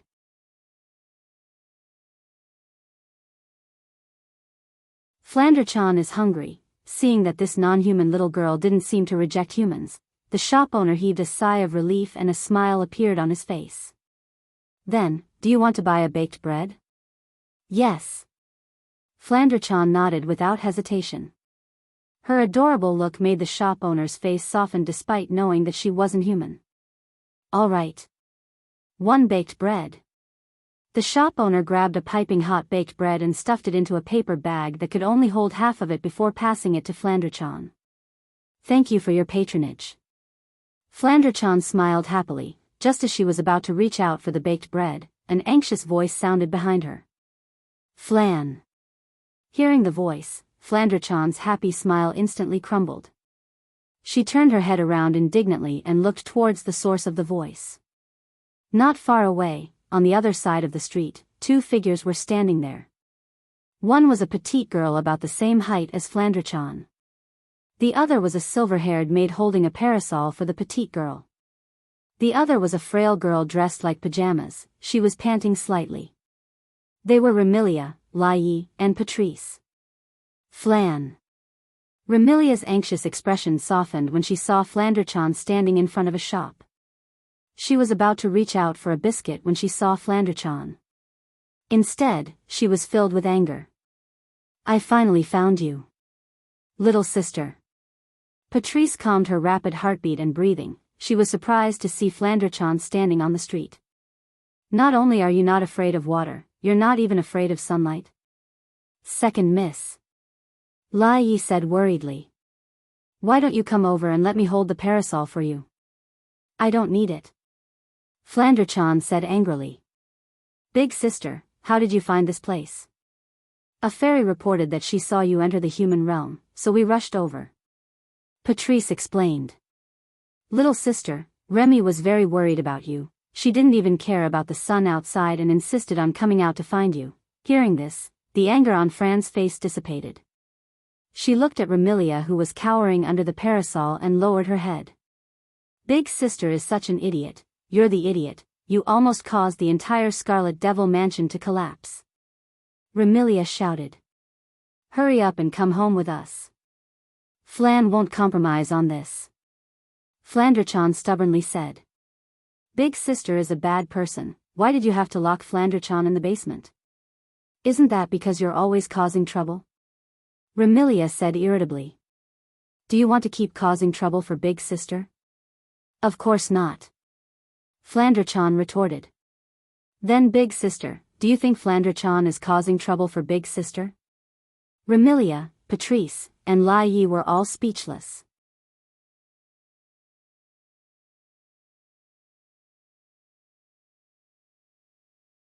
Chapter 1709. At this moment, Remilia, Patrice, and Black Knight finally calmed down after Flandrachan broke out of the Scarlet Fiend mansion. Questions arose in their minds one after another. The first question was, of course, the reason why Flandrachan wasn't afraid of water or sunlight. As a vampire, Flandrachan's strength was above Remilia's. However, in terms of vampire bloodline, both of them weren't that far apart. Logically speaking, since Remilia was afraid of water and sunlight, Flandrachan should be the same. That was why whenever Flandrachan caused trouble and tried to break out of the Scarlet Fiend mansion, Patrice would cast a spell to make it rain outside the mansion and force Flandrachan back. This method had clearly worked the last time, but this time, it had suddenly lost its effect.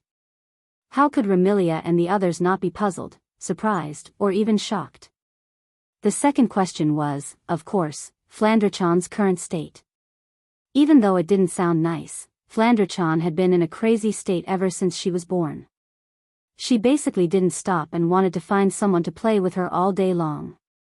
However, she didn't know the key point, and the more she played, the crazier she got. In the end, those who played with Flandrachan were all smashed into pieces. Even the items in the surroundings were affected. Flandrachan, who had gone crazy from playing, destroyed everything. It was because of this that Remilia had no choice but to lock Flandrachan up in the basement. But this time, Remilia, Patrice, and Black Knight were shocked to discover that the trace of craziness in Flandrachan's beautiful wine-red eyes was gone. Moreover, in the human world, in a place where there were so many people around, Flandrachan wasn't like before. Every time she met someone, she would crazily ask them to play with her and play with them until they broke. She even blended into the crowd like an ordinary child. There wasn't the slightest feeling of being out of place. Remilia, Patrice, and Black Knight, who thought that Flandrachan would start a massacre upon encountering strangers, looked at each other in dismay. It had been a while since they last saw Flandrachan. Actually, it hadn't been that long. But the last time they met, Flandrachan was still as crazy as ever. She would even throw a tantrum every now and then. Why did she change so much this time? Flandrachan wasn't afraid of water or light. She was as normal as a child now. Could it be that something had happened to Flandrachan during the time she was in the basement that changed her? Could it be that Flandrachan wasn't crazy anymore? Remilia couldn't help but feel a little excited. If Flandrachan was really like a normal person, then wouldn't the two sisters be able to live a good life together and not have to imprison her? Zuiyi seemed to have thought of the same thing, and a trace of surprise appeared on her pretty face. Patrice was the only one who remained calm. She looked at Flandrachan and probed. "Sister, don't you want to find someone to play with you?" Remilia and Lei Yi couldn't help but hold their breaths. Play. Flandrachan's eyes lit up, she seemed to be tempted. But when she remembered that she had other matters to attend to, she withered away like a frosted eggplant. "Flan wants to play too, but I have to find my brother." This time, Remilia, Patrice, and Night Eye were stunned. Brother? Since when did Flandrachan have a brother? That. The shop owner who was holding a sesame seed cake was troubled. "Sesame seed cake, do you want more?" "Yes." Flandrachan replied without hesitation.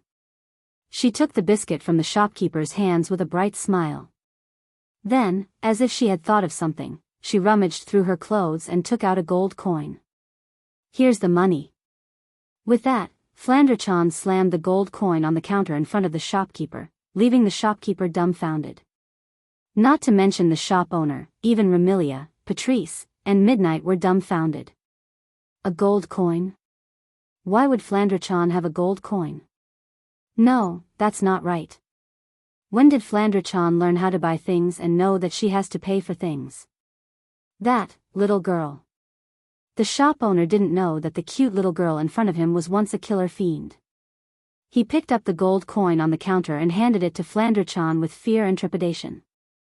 "This amount is too big, I don't have any spare change for you." It wasn't just big.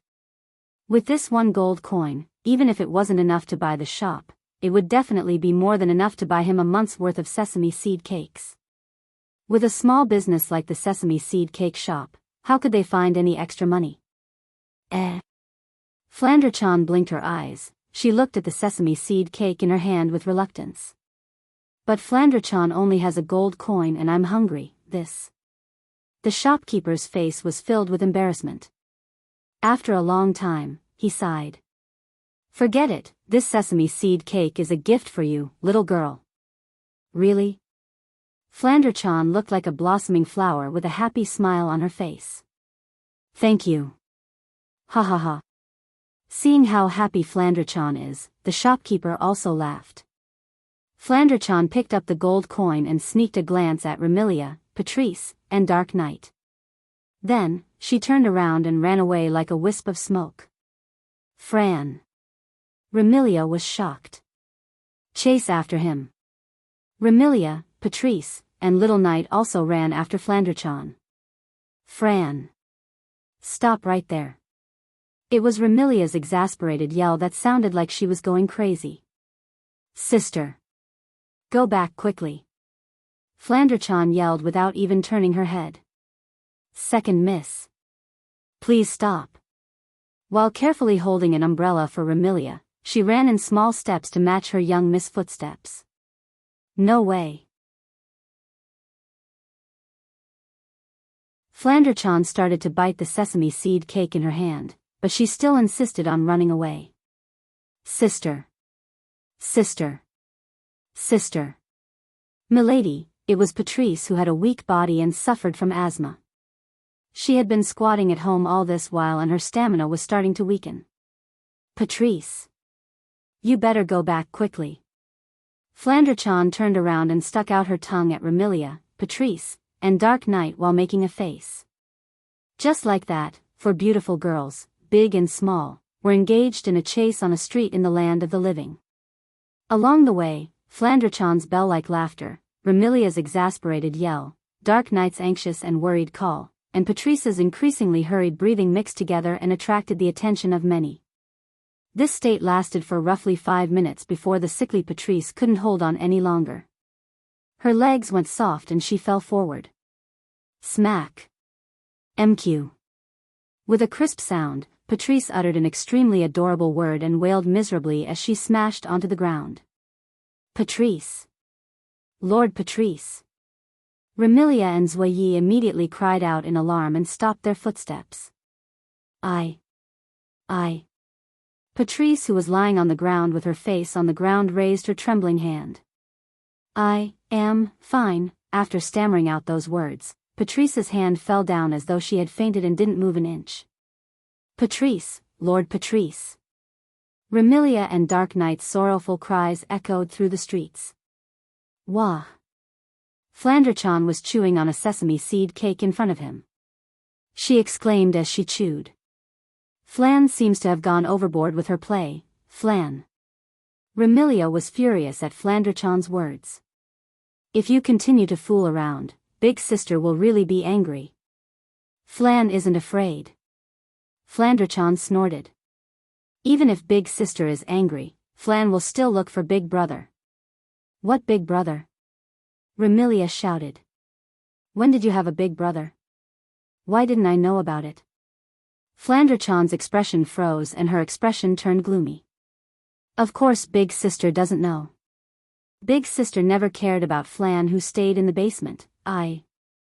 Remilia opened her mouth and looked at Flanderchan's gloomy expression. Guilt welled up in her heart and she couldn't say anything else. Flanderchan composed herself and said angrily to Remilia. Anyway, Flan won't go back before finding Big Brother. Remilia, Dark Knight and Patrice, who was lying on the ground, felt a headache coming on. What should they do?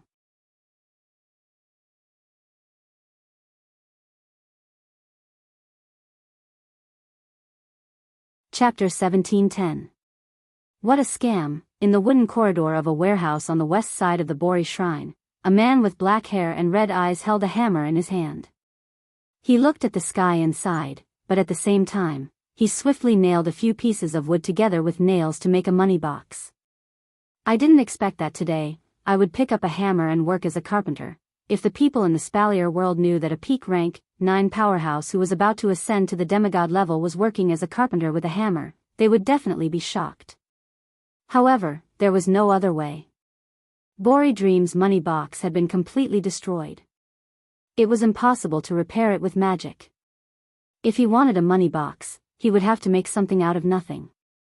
It was not that Wu Yan didn't know how to do magic of this level.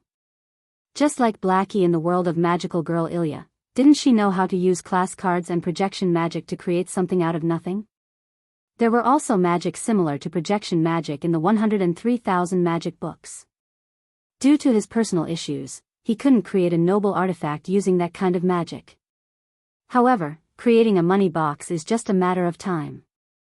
However, just like the projection magic, this type of magic that was created out of nothing had the biggest drawback. That was, once the mana used to create an item was exhausted, the created item would also disappear. Wu Yan didn't want to keep replenishing mana just to maintain the existence of a money box. Therefore, he could only do it himself. He had enough food and clothing. As expected, common sense is the most useless thing in genjutsu. Holding a hammer, Wu Yan hammered on the money box that was slowly taking shape in front of him. Wu Yan had a conflicted expression on his face. That red-white, even the fiancé of the creator of Fantasy Village could be ordered to do this kind of thing. Who would have thought of this if it was somewhere else? Of course, he kept complaining, but in his heart, Wu Yan never thought that this kind of situation would be degrading, just because he had some strength. He was just complaining casually. His consciousness took advantage of this moment to sink into the content of the 4th round of his Demigod Path mission. Special Mission, Demigod Path Mission Chain, 4th Mission World, Fantasy Village Mission Details. Obtain, Blood Essence with Fantasy Power, X1, Blood Essence with State Power, X1, Blood Essence with Eternal Power, X1, Blood Essence with Nature Power, X1, Blood Essence with Time Power, X1. After confirming the content of his 4th mission, Demigod Path, Wu Yan frowned. Blood Essence? This was easy to understand. It was just extracted from the human body. Blood without any impurities, Blood Essence containing Fantasy Power, Blood Essence containing Realm Powers, Realm Power, Blood Essence containing Eternal Power, Blood Essence containing Nature Power. Blood Essence containing Time Power. There were a total of 5 types of Blood Essence. If he found all of them, Wu Yan will be able to complete the 4th segment of the Demigod Path quest. But, where should he find these Blood Essence? Blood Essence that contains the power of one's realm? That should be referring to Purple's Blood Essence that had the ability to control realms, right? Then, the other 4 types should refer to the Blood Essence of those who had the corresponding abilities. Blood Essence containing Fantasy Power referred to the Blood Essence of those who had the ability related to fantasy. Blood Essence containing Eternal Power referred to the Blood Essence of those who had the ability related to eternity. Blood Essence containing Nature Power referred to the Blood Essence of those who had the ability related to nature. Blood Essence containing Time Power referred to the Blood Essence of those who had the ability related to time. In other words, all he needed to do was to find existences with abilities related to fantasy, realm, eternity, nature, and at time, and obtain their blood to complete the 4th round of the Demigod Path mission. Fantasy, realm, eternity, nature, time. Wu Yan swung the hammer in a daze as he hammered away at the money-stuffing box. If it's realm, it must be Z. In the Fantasy Village, no one else has the ability related to realm except for Z. I more or less know about eternity and time. If it's nature, it should be that person. But who is this fantasy? While mulling over the background of the person he's looking for, Wu Yan also completed the money box in his hand. Bang! Bang! Bang! That's it. Wu Yan hit the money box a few more times before he put down the hammer in satisfaction. He patted the box that was almost the same as the one he destroyed, but it was much bigger. Hurry up and give this to that shameless red-white. Then, go and get a drop of blood from Violet. If I'm not wrong, Violet should be in the House of the Lost. That's where she was before I summoned her. Wu Yan's face froze at the end of his sentence. The place where Violet was before she was summoned by Meng Qi? Flandre-chan should be in the same place, right? Is there any other place where Flandre-chan was before she was summoned? The basement of Scarlet Fiend Mansion. It was a place that left Flandre-chan with endless trauma and hatred. Given how much Flandre-chan hated the basement of the Scarlet Fiend Mansion, if she had returned to the basement the moment she returned to Fantasy Village, she would either be hiding there helplessly or she would have already caused a ruckus in the Scarlet Fiend Mansion. Wu Yan couldn't sit still any longer. He stood up and he rushed towards the shrine. When he arrived at the entrance of the shrine, he pushed the door open and he shouted without hesitation. Red-white. Bo Li Ling Meng, who was leisurely sitting in front of a table and drinking tea, was startled by the sudden cry. A mouthful of scalding hot tea smoothly slid down her throat, causing her eyes to widen in shock. Wah! Immediately, Bo Li Ling Meng jumped up from the ground and ran around the shrine. Tears flowed down her face as she fanned her tongue with all her might. Water! Water! Water? Seeing the chaotic scene, Wu Yan raised his hand and he channeled his magic power into it. At the next moment, an azure magical ritual appeared above Bori Lingmeng's head. It spun and a waterfall of water poured down like rain. Splash! Amidst the splashing sound of water, Bori Lingmeng's entire body was drenched by the water from the sky. She instantly turned into a drowned rat. Drip! Water droplets slid down from Bori Lingmeng's body and dripped onto the soaked floor. Bori Lingmeng's robe clung tightly to her body, revealing the curves of her delicate body. Bori Lingmeng's tongue seems to have cooled down, but she didn't look happy at all. She stared at Wu Yan, who is standing at the door, like she wants to poke a hole in his body with her gaze. The look in her eyes is extremely dangerous. Ha! Wu Yan smiled bitterly under Bori Lingmeng's murderous gaze. You asked for water, so I gave you water, thank you so much. Maybe it's too much of a hassle, so Lingmeng glanced at Wu Yan. She grabbed her skirt and started twirling the water. Wu Yan couldn't help but look at Bori Lingmeng's skirt that hiked up to her knees, looking at her fair thighs. Wu Yan retracted his gaze after a quick glance and he asked Lingmeng instead. Red White, where is Red Devil Mansion? My name is not Red White. My name is Lingmeng. Bori Lingmeng glared at Wu Yan.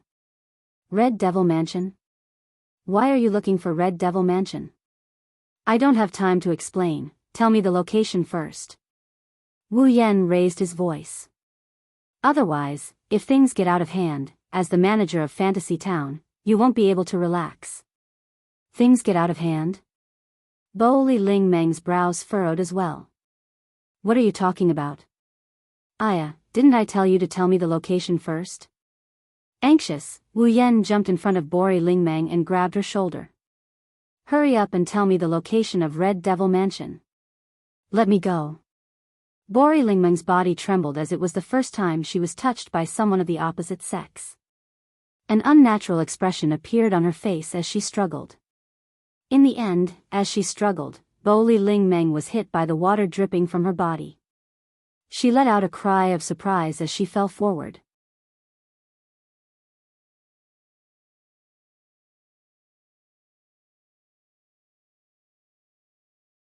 Chapter 1711.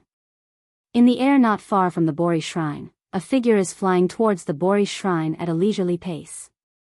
However, rather than saying that it is a figure flying towards the Bori shrine, it would be more accurate to say that it is a figure riding on a broom.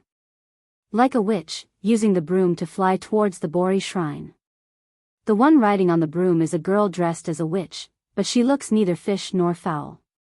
She had curly blonde hair that reached her waist and fluttered in the wind. There was a braid at the front of her bangs that hung in front of her body. There was a bow ornament on the braid that swayed along with her long hair. The young lady was dressed in a standard black sorceress outfit, but she had a white half-apron on the outside. She wore a wide black triangular sorcerer hat on her head. The hat was decorated with a large butterfly knot, and the color of the butterfly knot was white. This is a girl that is very similar to Bori Lingmeng in all aspects. Bori Lingmeng's entire body, aside from her hair, was only red and white. This young girl's entire body, aside from her hair, was only black and white. In fact, this girl is also called this by others. Unfortunate Black and White. Original name, Misty Rain Devil Lisa. In the fantasy land where monsters are everywhere and gods are also present, Misty Rain Devil Lisa is an extremely rare human who has the power to rival monsters. Her job is a mage. Moreover, she is also a human who is bored to death all day long and wants to find a person or monster to fight. She is a very lively human, it's so boring. Isn't there anything interesting happening? Riding on the broom like a witch, Misty Rain Devil Lisa flies towards the Bori shrine while faintly sighing. For example, mutation or something, mutation. That refers to something that can cause the fantasy land to fall into an abnormal state. It is a strange phenomenon caused by a certain existence or a certain number of existences. These strange phenomena that can cause the fantasy land to fall into an abnormal state, whether it is man-made or because of the environment, are all collectively known as mutation. And to solve the mutation, it is the manager of the fantasy land. It is the job of the witch of the Bori shrine. This black and white witch who is currently flying towards the Bori shrine can also be considered an expert in solving mutations. Of course, the so-called expert in solving mutations is just because Misty Rain Devil Lisa is too bored. Every time there is a mutation, she will eagerly follow behind Bori Lingmeng. She is even more active than Bori Lingmeng in solving the mutation, thus obtaining the title.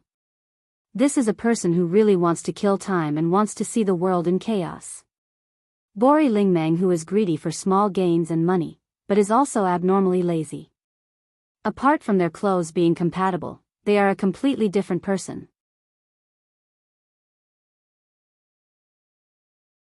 I wonder if there are any interesting things thrown in from the outside world at the Bori shrine? Misty Rain Devil Lisa's face is full of expectations as she giggles. If there is, I will borrow it to play with Lingmeng. The borrow is the witch's, the witch. It means that although it is a borrow, in the hands of Misty Rain Devil Lisa, the things she borrows will never be returned. Not only that, Misty Rain Devil Lisa's borrow is completely different from other people's. Her borrow means that she doesn't need the owner's permission to take away the things she wants. In other words, she is stealing. Very simple, understand? Thus, Misty Rain Devil Lisa, who is known as a mage but is actually a black and white bandit, arrived at the Bori shrine with the help of her own magic tools. She descended in front of the Bori shrine's entrance. Lingmeng. After shouting loudly, Misty Rain Devil Lisa didn't have the intention to knock on the door and directly opened it. I came to see you, you. Misty Rain Devil Lisa's voice became weaker and weaker. Her expression also changed rapidly. In the end, it turned into an extremely shocked expression. Marissa? Inside the shrine, Bori Lingmeng's panicked and shocked voice rang out. However, Bori Lingmeng's voice came from the ground. In Misty Rain Devil Lisa's eyes, Bori Lingmeng's body was drenched as she sat on the ground. No.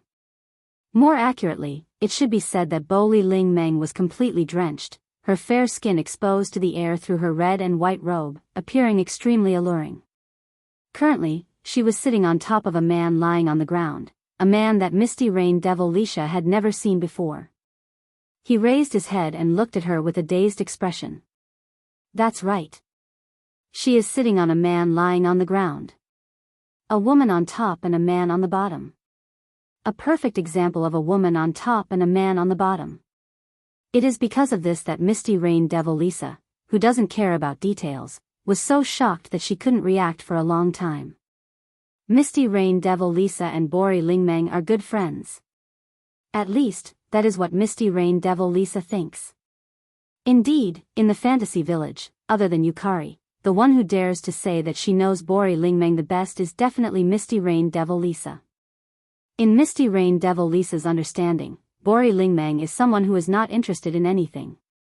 She is not even interested in the things that her identity as a Bori shrine witch should do. She is a lazy person who is only interested in money. Such a person was now sitting on a man's body in a position where the woman was on top and the man was below. What would Misty Rain Devil Lisa think?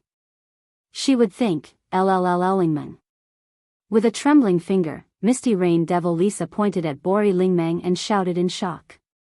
You finally found your duty as a woman. Do you plan to follow the steps of an adult and continue the Bori Shrine's legacy? Just as Misty Rain Devil Lisa's voice fell, a pop sound came from Bori Lingmeng's head. It seems like something broke. Veins popped out on her forehead. Bori Lingmeng didn't even think and directly shouted at Misty Rain Devil Lisa. Who would want to do something as troublesome as giving birth to a child? Hearing this, Wu Yan, who was being pressed down by Bori Lingmeng, couldn't help but ridicule. So you already know that you are someone who can't do something as important as giving birth to a child? What did you say? Bori Lingmeng was furious. She raised her fist and punched towards Wu Yan's chest. You are the one who can't do something as important as giving birth to a child. I really can't do that.